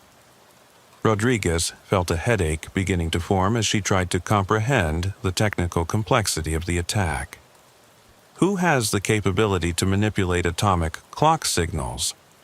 Officially, the U.S. government, the Russian government, the Chinese government, and maybe a handful of private defense contractors with access to satellite networks. Unofficially, anyone with about $50 million and a willingness to risk starting World War III. The investigation's first break came from an unexpected source. A software engineer at a financial services company in Manhattan who had noticed irregularities in his company's transaction logs several hours before the main attack occurred. Derek Phillips worked for Morrison Financial Services, a mid-sized firm that specialized in high-frequency trading algorithms. At 11:30 p.m. the night before the Federal Reserve attack, Phillips had been running routine diagnostics on his company's trading systems when he noticed something unusual. "Agent Rodriguez, you need to see this," Phillips said during a secure video conference from his company's offices. About 3 hours before the Fed attack, someone was using our systems to test microtransactions. Tiny amounts, less than $1 each, but they were being processed through authentication protocols I'd never seen before. Rodriguez leaned forward, her interest piqued. What made these protocols unusual? They were using time-shifted authentication codes. The system would generate a code, but then verify it against a timestamp that was several hours in the future. At first, I thought it was a bug in our software, but now I'm wondering if someone was using our system to test their attack methodology. Phillips shared his screen, showing Rodriguez a series of transaction logs that documented the test attacks. Each microtransaction had been processed using authentication codes that corresponded to timestamps several hours in the future. A perfect small-scale rehearsal for the Federal Reserve attack. "Derek, I need you to send me every piece of data you have about these test transactions.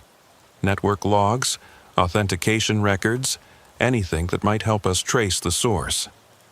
But as Rodriguez reviewed Phillips's data, she realized that the attackers had been even more sophisticated than she initially thought. The test transactions hadn't been random. They had been carefully designed to map the Federal Reserve's authentication system by triggering responses from backup servers and emergency protocols. The attackers had essentially used Morrison Financial Services systems to conduct reconnaissance on the Federal Reserve's network, learning systems' weaknesses without ever directly accessing the government's computers. Rodriguez's secure phone rang with a call from the Assistant Director Sarah Walsh at FBI headquarters. "Emma, we just got word from the Treasury Department. This attack isn't just about stealing money. It's about destabilizing the entire global financial system. The attackers left behind a message buried in the Federal Reserve's transaction logs." Rodriguez felt her stomach drop. Cyber attacks that included messages were typically the work of terrorists or state actors with political motivations, rather than simple financial gain. What does the message say? 3 words: the market falls. Emma, we think this attack was designed to demonstrate that the Federal Reserve's security can be breached at will. If that information becomes public, it could trigger a global financial panic. The implications were terrifying. The global economy depended on confidence in the security and stability of major financial institutions. If investors believed that the Federal Reserve itself could be hacked, it could trigger massive sell-offs, bank runs, and economic collapse. Have we identified any suspects? That's where things get complicated. The attack appears to have been launched from servers located in 12 different countries, but our initial analysis suggests that all of these servers are compromised systems belonging to innocent third parties. We're dealing with someone who has the resources to compromise infrastructure across multiple continents. Rodriguez ended the call and turned back to Dr. Chen, who had been analyzing the attack's digital fingerprints while she spoke with Assistant Director Walsh. Mike, what do we know about the attack's origin point? That's the problem. There is no origin point. The attack was launched simultaneously from compromised servers in the United States, Russia, China, Germany, Brazil, and 7 other countries. Each server was used to process a small portion of the overall attack, making it virtually impossible to trace the true source. Chen pulled up a world map showing the locations of the compromised servers, with lines connecting them to illustrate the attack's distributed nature. Emma, this level of coordination suggests we're dealing with either a state-sponsored group with virtually unlimited resources or a private organization with access to military-grade cyber warfare capabilities. Rodriguez studied the map, trying to identify patterns that might reveal the attacker's true location or identity. But the more she learned about the attack's sophistication, the more she realized they were facing an adversary unlike any the FBI had encountered before. What about the stolen money? Have we been able to trace any of the $847 million? That's where things get even stranger. The money was transferred to accounts in 43 countries, but within 6 hours of the attack, all of the funds were transferred again to a single account in the Cayman Islands. Then, 12 hours later, the entire amount was donated to various international charities. Rodriguez felt a chill run down her spine. Cyber criminals who stole nearly $1 billion and then gave it all to charity weren't motivated by financial gain. They were making a statement. Mike, I want you to analyze every line of code that was used in this attack. Look for signature patterns, coding styles, anything that might help us identify who wrote this malware. But as Chen began his analysis, Rodriguez couldn't shake the feeling that they were missing something fundamental about the attack. The technical sophistication, the coordinated timing, the symbolic message. Everything suggested that this wasn't a random criminal act, but part of a larger plan. Her secure phone rang again, this time with a call from Agent David Kim at the FBI's San Francisco field office. Agent Rodriguez, we might have found something. 3 days ago, a computer programmer named Alex Chen, no relation to Dr. Chen, was found dead in his apartment in Palo Alto. Initially ruled a suicide, but we're now thinking it might be connected to your cyber attack. Rodriguez felt her pulse quicken. What's the connection? Alex Chen was a former NSA programmer who specialized in time synchronization protocols for classified government networks. According to his former colleagues, he was one of only a handful of people in the world who understood how to manipulate atomic clock references without detection. The pieces were beginning to fall into place. Alex Chen's expertise in time synchronization protocols would have been essential for carrying out the Federal Reserve attack, but his death suggested that he might have been eliminated to prevent him from revealing the attacker's identity. David, I need you to secure Alex Chen's apartment and all of his computer equipment. If he was involved in planning this attack, there might be evidence that could lead us to his co-conspirators. Rodriguez booked the next flight to San Francisco, bringing Dr. Chen with her to analyze any digital evidence they might find. During the 3-hour flight, she reviewed Alex Chen's background file, looking for connections that might explain his involvement in the cyber attack. Alex Chen had worked for the NSA for 7 years before leaving the agency under circumstances that weren't entirely clear from his personnel file. He had subsequently worked for several private cybersecurity firms before starting his own consulting company that specialized in temporal security protocols, exactly the kind of expertise needed to manipulate the Federal Reserve's time-based authentication system. But what troubled Rodriguez most was Alex Chen's financial records. Despite running a successful consulting business, he had been living in a modest apartment and driving a 10-year-old car. There was no evidence that he had been paid large sums of money for participating in the cyber attack, which suggested that his motivation might have been ideological rather than financial. The Palo Alto Police Department had cordoned off Alex Chen's apartment pending the FBI's arrival, but Rodriguez could see immediately that the scene had been professionally cleaned. The apartment was too tidy, too sterile, lacking the personal chaos that typically characterized a programmer's living space. "This place has been sanitized," Dr. Chen observed as they entered the apartment. "Someone went through here and removed anything that might be incriminating." Rodriguez nodded, noting the absence of personal computers, external hard drives, or any other digital storage devices. But as they searched the apartment more thoroughly, she noticed something that the cleaners had missed: a small USB drive taped to the underside of a kitchen drawer. "Mike, I need you to analyze this immediately, but be careful. If Alex Chen was involved in the Federal Reserve attack, this drive might contain malware designed to compromise our investigation."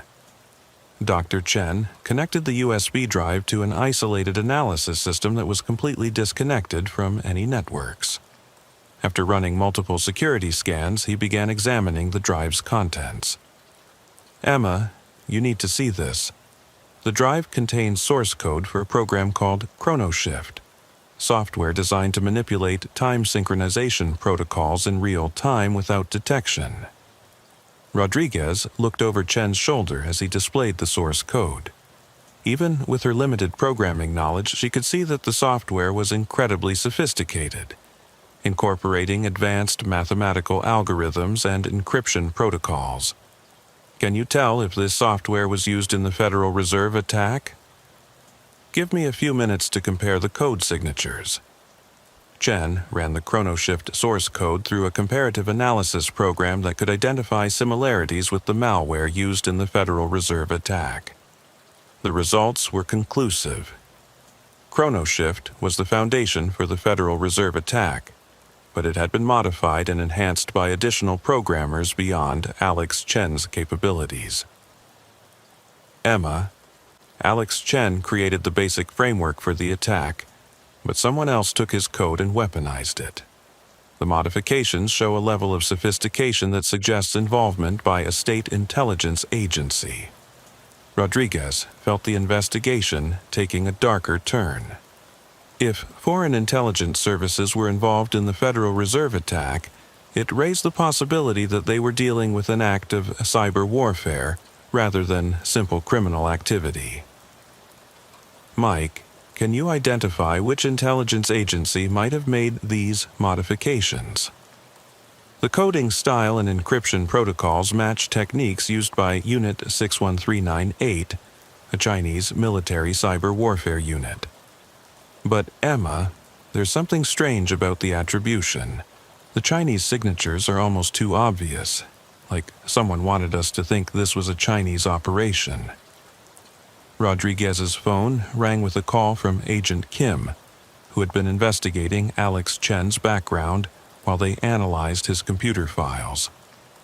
"Agent Rodriguez, I've been talking to Alex Chen's former NSA colleagues, and they've told me something interesting. About 6 months ago, Chen approached several of them asking questions about federal financial networks and time synchronization vulnerabilities. He claimed he was working on a research project for an academic institution. Which institution? That's the problem. The institution doesn't exist. Chen told them he was working for the Institute for Advanced Cybersecurity Research at Stanford University, but Stanford has no such institute. Rodriguez felt the pieces of the puzzle beginning to align. Alex Chen had been recruited by unknown parties to develop software for attacking federal financial systems, but he had been lied to about the purpose and scope of the operation. David, did Chen's colleagues mention anything else about his behavior in the months before his death? They said he had become increasingly paranoid, claiming that he was being followed and that his phone was being monitored. One colleague said Chen mentioned that he had discovered his research was being used for something much bigger than he had agreed to. Rodriguez realized that Alex Chen had likely been murdered not to prevent him from revealing the attacker's identity, but to prevent him from exposing the true scope of the operation. The Federal Reserve attack might have been just the beginning of a larger campaign against U.S. financial infrastructure. Mike, I need you to analyze the ChronoShift source code for any hidden functions or capabilities that might not have been used in the Federal Reserve attack. Dr. Chen spent the next 2 hours conducting a line-by-line analysis of Alex Chen's software, looking for dormant functions or capabilities that might reveal the attacker's future plans. Emma, I found something. ChronoShift contains code for attacking not just the Federal Reserve, but also the SWIFT International Banking Network, the New York Stock Exchange, and the NASDAQ. This software was designed to simultaneously attack every major financial institution in the United States. The implications were staggering. If the attackers had the capability to simultaneously disrupt all major U.S. financial institutions, they could trigger an economic collapse that would make the 2008 financial crisis look minor by comparison. Have they already deployed attacks against these other targets? Not yet, but the code is ready for immediate deployment. Emma, we're looking at a cyber weapon that could destroy the U.S. economy in a matter of hours. Rodriguez immediately contacted Assistant Director Walsh to brief her on the discovery. The FBI needed to coordinate with Treasury, Homeland Security, and the intelligence community to protect every major financial institution from potential attack. But as she made the calls to coordinate the response, Rodriguez couldn't shake the feeling that they were still missing a crucial piece of the puzzle. The Federal Reserve attack had been designed not just to steal money or demonstrate capability, but to force law enforcement to discover ChronoShift and realize the scope of the threat. Mike, what if the Federal Reserve attack wasn't the real objective? What if it was designed to make us find Alex Chen's software and realize that the entire financial system is vulnerable? Dr. Chen considered this possibility for several moments before responding. If that's true, then someone wanted us to know about the threat. But why would attackers reveal their capabilities unless they were planning to use them immediately? Rodriguez's phone buzzed with a text message from an unknown number. Federal Reserve was a demonstration. Stock market closes in 48 hours permanently unless you meet our demands. Check your secure email for instructions. The message confirmed Rodriguez's worst fears. The Federal Reserve attack had been a proof of concept, designed to demonstrate the attacker's capability to manipulate critical financial infrastructure. Now, they were threatening to use that capability to destroy the U.S. stock market unless their demands were met.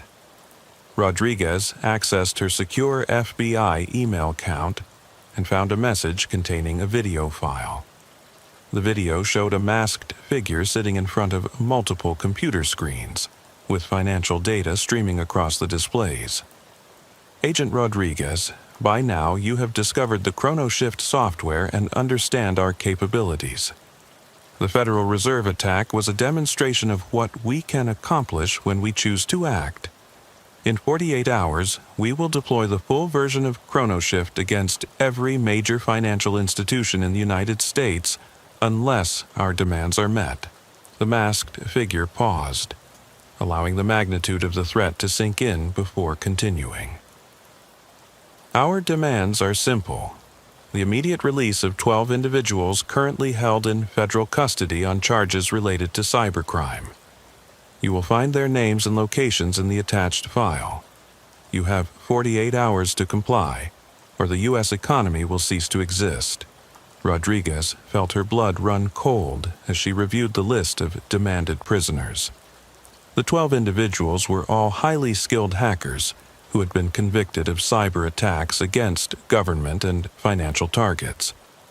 Their release would put some of the world's most dangerous cyber criminals back on the streets. But the alternative, the complete collapse of the U.S. financial system, was potentially catastrophic. Rodriguez realized that she was facing a decision that could determine the economic future of the entire country. Mike, is there any way to defend against a ChronoShift attack if we know it's coming? Theoretically, yes. If we can modify the time synchronization protocols used by financial institutions, we can make their systems immune to chronological manipulation. But Emma, we'd need access to every major financial network in the country, and we'd have less than 48 hours to implement the changes. Rodriguez made a decision that would define the rest of her career.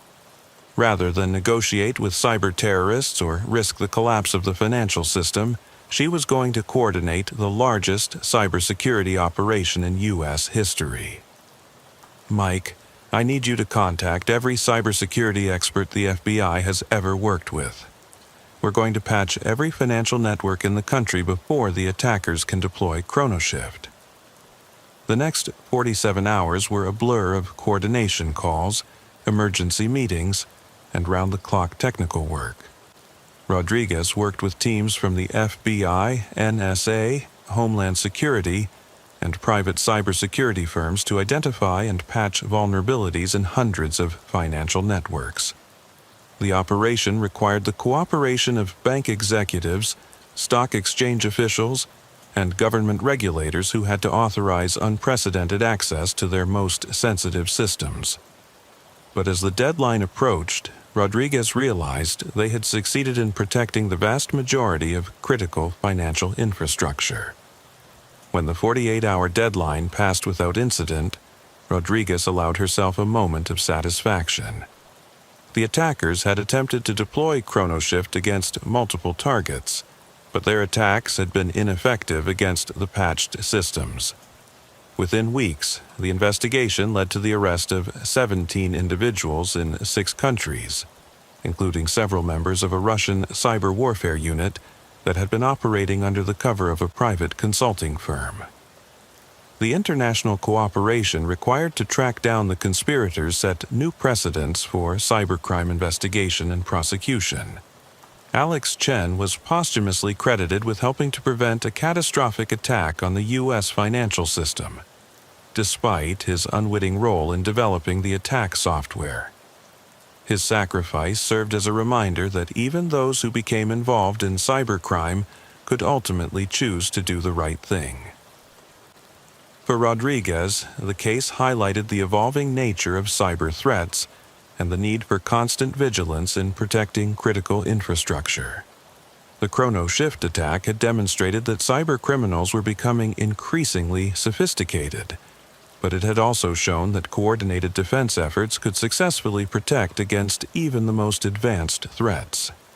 The case became a landmark in federal cybercrime prosecution, leading to new protocols for defending financial infrastructure and establishing new levels of cooperation between government agencies and private sector organizations. But for Rodriguez, the real victory was simpler. The U.S. economy was still functioning, and millions of Americans would never know how close they had come to financial catastrophe. Special Agent Marcus Webb had been tracking international terrorist networks for 11 years, but he had never seen intelligence that made his hand shake until he opened the classified briefing file at 6:23 a.m. on a frigid January morning in the FBI's Joint Terrorism Task Force headquarters in New York City.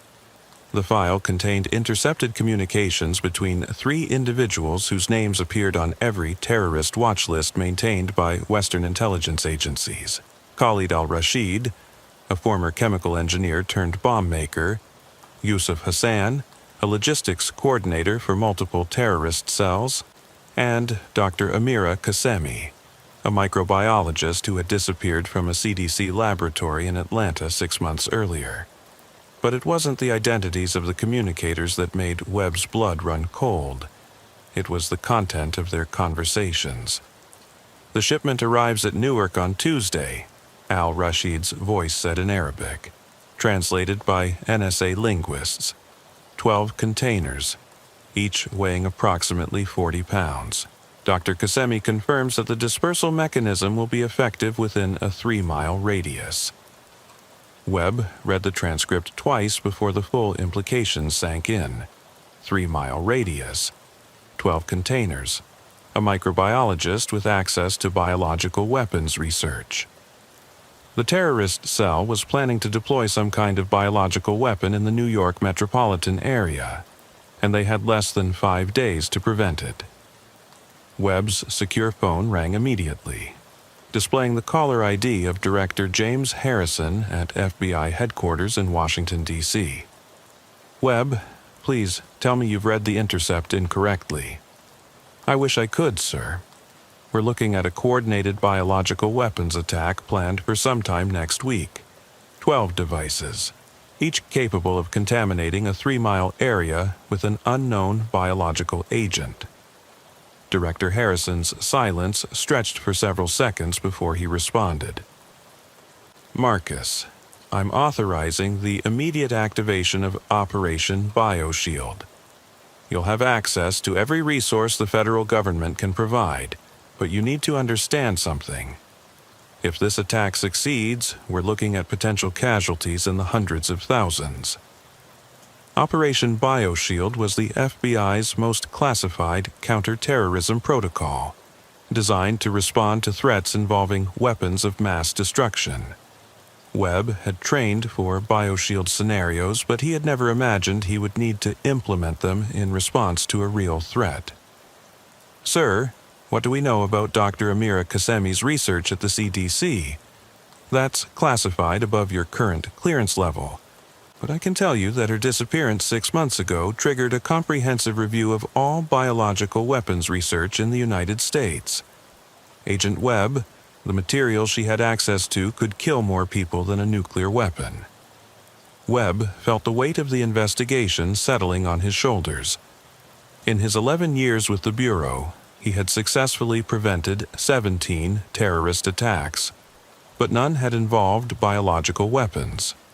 Chemical and conventional explosives could be detected and neutralized, but biological agents were invisible, undetectable, and potentially unstoppable once released. "Director Harrison, I need immediate access to Dr. Qasemi's research files and a complete briefing on the biological agents she was working with." "I'll have a CDC liaison meet you within the hour." "Agent Webb, I want you to understand something. This investigation is now classified at the highest levels of national security. The potential for mass panic means that information about this threat cannot be shared outside a very small circle of cleared personnel." Webb understood the implications. If news of a potential biological weapons attack leaked to the media, it could trigger mass evacuations, economic collapse, and social chaos that might be more destructive than the attack itself. The CDC liaison arrived at the FBI building exactly 57 minutes later.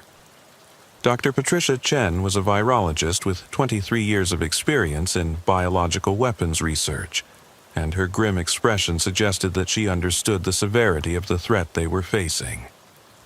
"Agent Webb, Dr. Kasemi was working on a classified project involving airborne transmission of modified viral agents.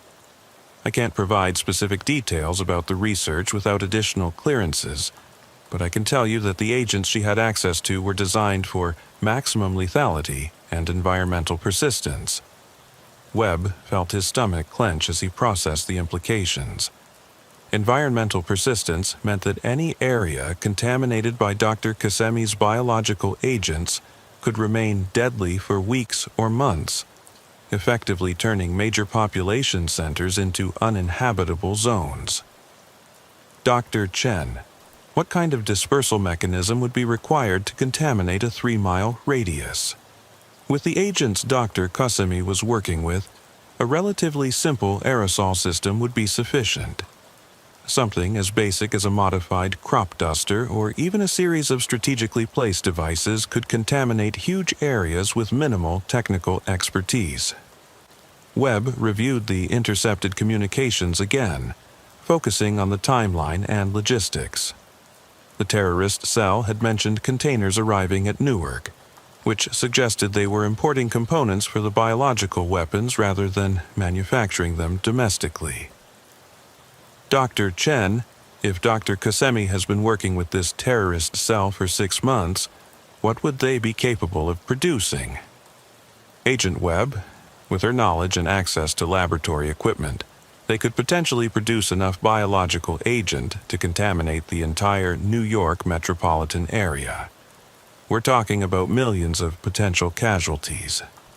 Webb's secure phone rang with a call from Agent Lisa Martinez at the FBI's Newark field office. "Marcus, we might have found something. Customs flagged 12 containers that arrived from Syria this morning.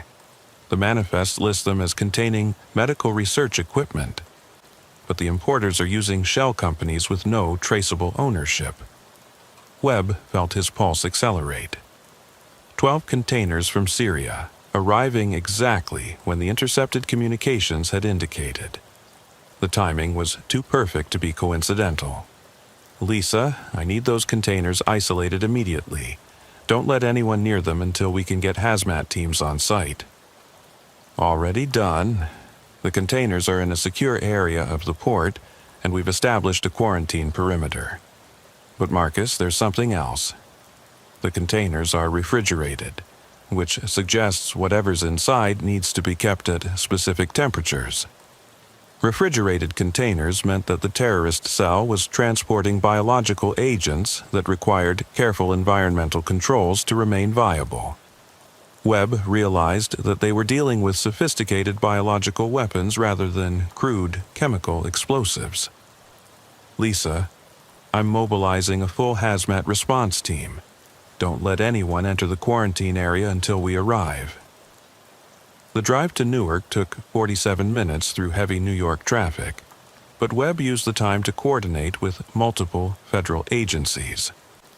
The Department of Homeland Security was mobilizing their biological response teams. The CDC was preparing to analyze any recovered biological agents, and the Pentagon was placing military assets on standby in case the situation escalated beyond civilian law enforcement capabilities. The port of Newark had been transformed into a secure facility by the time Webb arrived. FBI agents, customs officials, and hazmat teams had established multiple security perimeters around the suspect containers, while overhead drones provided aerial surveillance of the entire area. Agent Martinez met Webb at the outer security perimeter, her expression grim as she briefed him on the situation. "Marcus, we've been monitoring the containers with remote sensors for the past 2 hours. The interior temperature is being maintained at exactly 4 degrees Celsius, which is consistent with the storage requirements for most biological weapons." Webb studied the 12 containers through high-powered binoculars, noting that they appeared identical to thousands of other shipping containers that moved through Newark every day.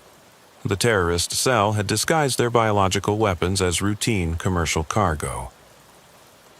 What do we know about the shell companies that imported these containers? The companies were established 3 months ago, using fraudulent documentation and untraceable financial transfers. But we've identified the individuals who signed for the container's release. They match the physical descriptions of Khalid al-Rashid and Yusuf Hassan. Webb felt the investigation accelerating toward a critical moment. The terrorist cell was already in the New York area, and they had successfully imported their biological weapons. The only question was when and where they planned to deploy them. Lisa, have we established surveillance on the individuals who signed for the containers? We're tracking them through facial recognition cameras throughout the metropolitan area. As of 20 minutes ago, they were seen entering a warehouse facility in Queens. Webb made a decision that would define the rest of the investigation. Rather than wait for additional intelligence, they were going to raid the warehouse immediately and attempt to capture the terrorist cell before they could deploy their biological weapons. Lisa, I want tactical teams surrounding that warehouse within 30 minutes. Full hazmat protocols. No one enters without biological protection. The warehouse was located in an industrial area of Queens, surrounded by similar buildings that provided perfect cover for a terrorist operation. As FBI tactical teams took their positions, Webb could see through thermal imaging that at least 6 individuals were inside the building, working with equipment that generated significant heat signatures. All units, this is Agent Webb. We're dealing with a confirmed biological weapons threat. Priority is preventing deployment of WMD devices. If anyone attempts to release biological agents, you are authorized to use lethal force. The raid began at exactly 4:17 p.m., with tactical teams entering the warehouse through 4 different access points simultaneously. Webb followed the lead team through the main entrance, his breathing apparatus making every movement feel labored and artificial. The interior of the warehouse had been converted into a sophisticated laboratory, complete with centrifuges, incubation chambers, and aerosol dispersal devices. 12 aluminum containers sat in the center of the space, each connected to electronic timers and spray mechanisms. FBI, everyone on the ground, now! 3 of the terrorists immediately surrendered, dropping to their knees with their hands raised. But Khalid al-Rashid and Yusuf Hassan ran toward the biological weapons containers, apparently intending to manually trigger the dispersal devices. Webb drew his sidearm and fired 3 shots, striking al-Rashid in the center of mass and dropping him before he could reach the containers. Agent Martinez simultaneously neutralized Hassan with a precise shot to the head. But as the tactical team secured the warehouse, Webb noticed that one person was missing from the scene. Dr. Amira Qasemi was nowhere to be found. All units, we have 1 suspect unaccounted for. Dr. Amira Qasemi, female, approximately 40 years old, extremely dangerous. She has the knowledge to deploy biological weapons without the equipment we just secured. Webb's worst fears were confirmed when they discovered Dr. Qasemi's research notes in the warehouse laboratory. She had been developing a simplified dispersal method that could be deployed using common household items and small quantities of biological agent. Lisa, Dr. Qasemi could have enough biological agent to contaminate multiple city blocks using nothing more than a garden sprayer and a small amount of the modified virus. The manhunt for Dr. Qasemi mobilized every law enforcement agency in the New York metropolitan area. Facial recognition cameras, cell phone tracking, and human intelligence networks were deployed to locate her before she could deploy her remaining biological weapons. But as the hours passed without any confirmed sightings, Webb realized that Dr. Qasemi had disappeared into one of the most densely populated areas in the world, carrying enough biological weapon to kill thousands of people. The break in the case came from an unexpected source: a taxi driver who called 911 to report a passenger who had been acting suspiciously and carrying what appeared to be laboratory equipment. She was asking me to drive to Central Park. the taxi driver reported, but she kept checking her watch and looking at some kind of electronic device. When I asked her about it, she got very nervous and insisted that I drop her off at the nearest subway station. Central Park. Webb felt his blood run cold as he realized Dr. Kasemi's target. On a warm January afternoon, Central Park would be filled with thousands of visitors, joggers, families, tourists, street performers.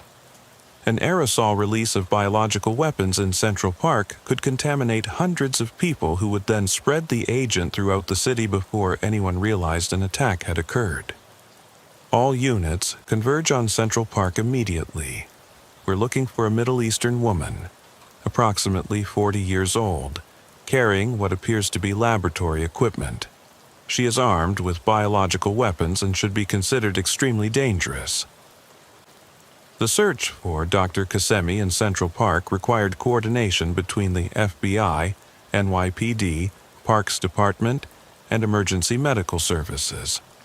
Hundreds of law enforcement officers spread throughout the park, using thermal imaging and chemical detection equipment to locate signs of biological weapons. Webb coordinated the search from a command post near the park's main entrance, monitoring radio communications from dozens of search teams while watching thermal satellite feeds on multiple screens. Agent Webb, this is Team 7. We have a possible contact near the Bethesda fountain. Female matching the suspect's description, carrying a large backpack and what appears to be a spray device. Webb felt his heart rate accelerate as he watched the thermal images on his screen. A lone figure was positioned near one of the park's most popular gathering spots, and she appeared to be assembling some kind of dispersal device. Team 7, do not approach until backup teams are in position. If she releases biological agents, we need containment protocols ready immediately. Webb monitored the tactical positioning as 6 different FBI teams surrounded Dr. Kasemi's location. Emergency medical teams stood by with biological decontamination equipment, while CDC specialists prepared to analyze any released agents. All teams, this is Agent Webb. On my mark, we're going to approach simultaneously from 6 directions. Dr. Kasemi is armed with biological weapons that could kill thousands of people. We have one chance to stop her before she can deploy those weapons. The final confrontation lasted less than 30 seconds. As FBI agents approached from multiple directions, Dr. Kasemi realized she was surrounded and made a desperate attempt to trigger her dispersal device. Webb personally took the shot that ended Dr. Kasemi's life, firing a single round that struck her in the head and killed her instantly. The biological weapons device fell from her hands and shattered on the concrete pathway, releasing a small cloud of aerosol that was immediately contained by hazmat teams. The subsequent analysis revealed that Dr. Kasemi had been carrying enough modified viral agent to potentially kill over 10,000 people if dispersed in a crowded area. Her death had prevented one of the most catastrophic terrorist attacks in U.S. history. The investigation's conclusion required extensive decontamination of the warehouse laboratory, the port containers, and the area around Bethesda Fountain where Dr. Kasemi had been killed. CDC specialists spent weeks analyzing the biological agents to ensure that no contamination had spread to the broader population. Webb spent the following months testifying before congressional committees about the investigation and the threat posed by biological terrorism. His testimony led to enhanced security protocols at research laboratories and improved coordination between law enforcement and public health agencies. But for Webb, the real impact of the case was more personal. He had prevented a terrorist attack that could have killed more people than September 11th, but he would never forget how close Dr. Kasemi had come to succeeding. The investigation served as a permanent reminder that terrorist threats were constantly evolving, and that law enforcement had to remain vigilant against threats that could barely be imagined. The case also highlighted the critical importance of international intelligence cooperation in preventing terrorism. The intercepted communications that had initiated the investigation had been gathered through a joint operation involving the NSA, CIA, and intelligence agencies from 3 allied nations. Dr. Amira Qasimi's research notes were ultimately used to develop improved countermeasures against biological weapons, turning her knowledge of death into tools for saving lives. Her work had been intended to kill thousands, but in the end, it contributed to protecting millions from similar threats. For the families who visited Central Park that afternoon and never knew how close they had come to death, the case remained a secret. But for Webb and the hundreds of law enforcement officers who had participated in the investigation, it served as a reminder of the constant, invisible war being fought to protect innocent people from those who sought to destroy them.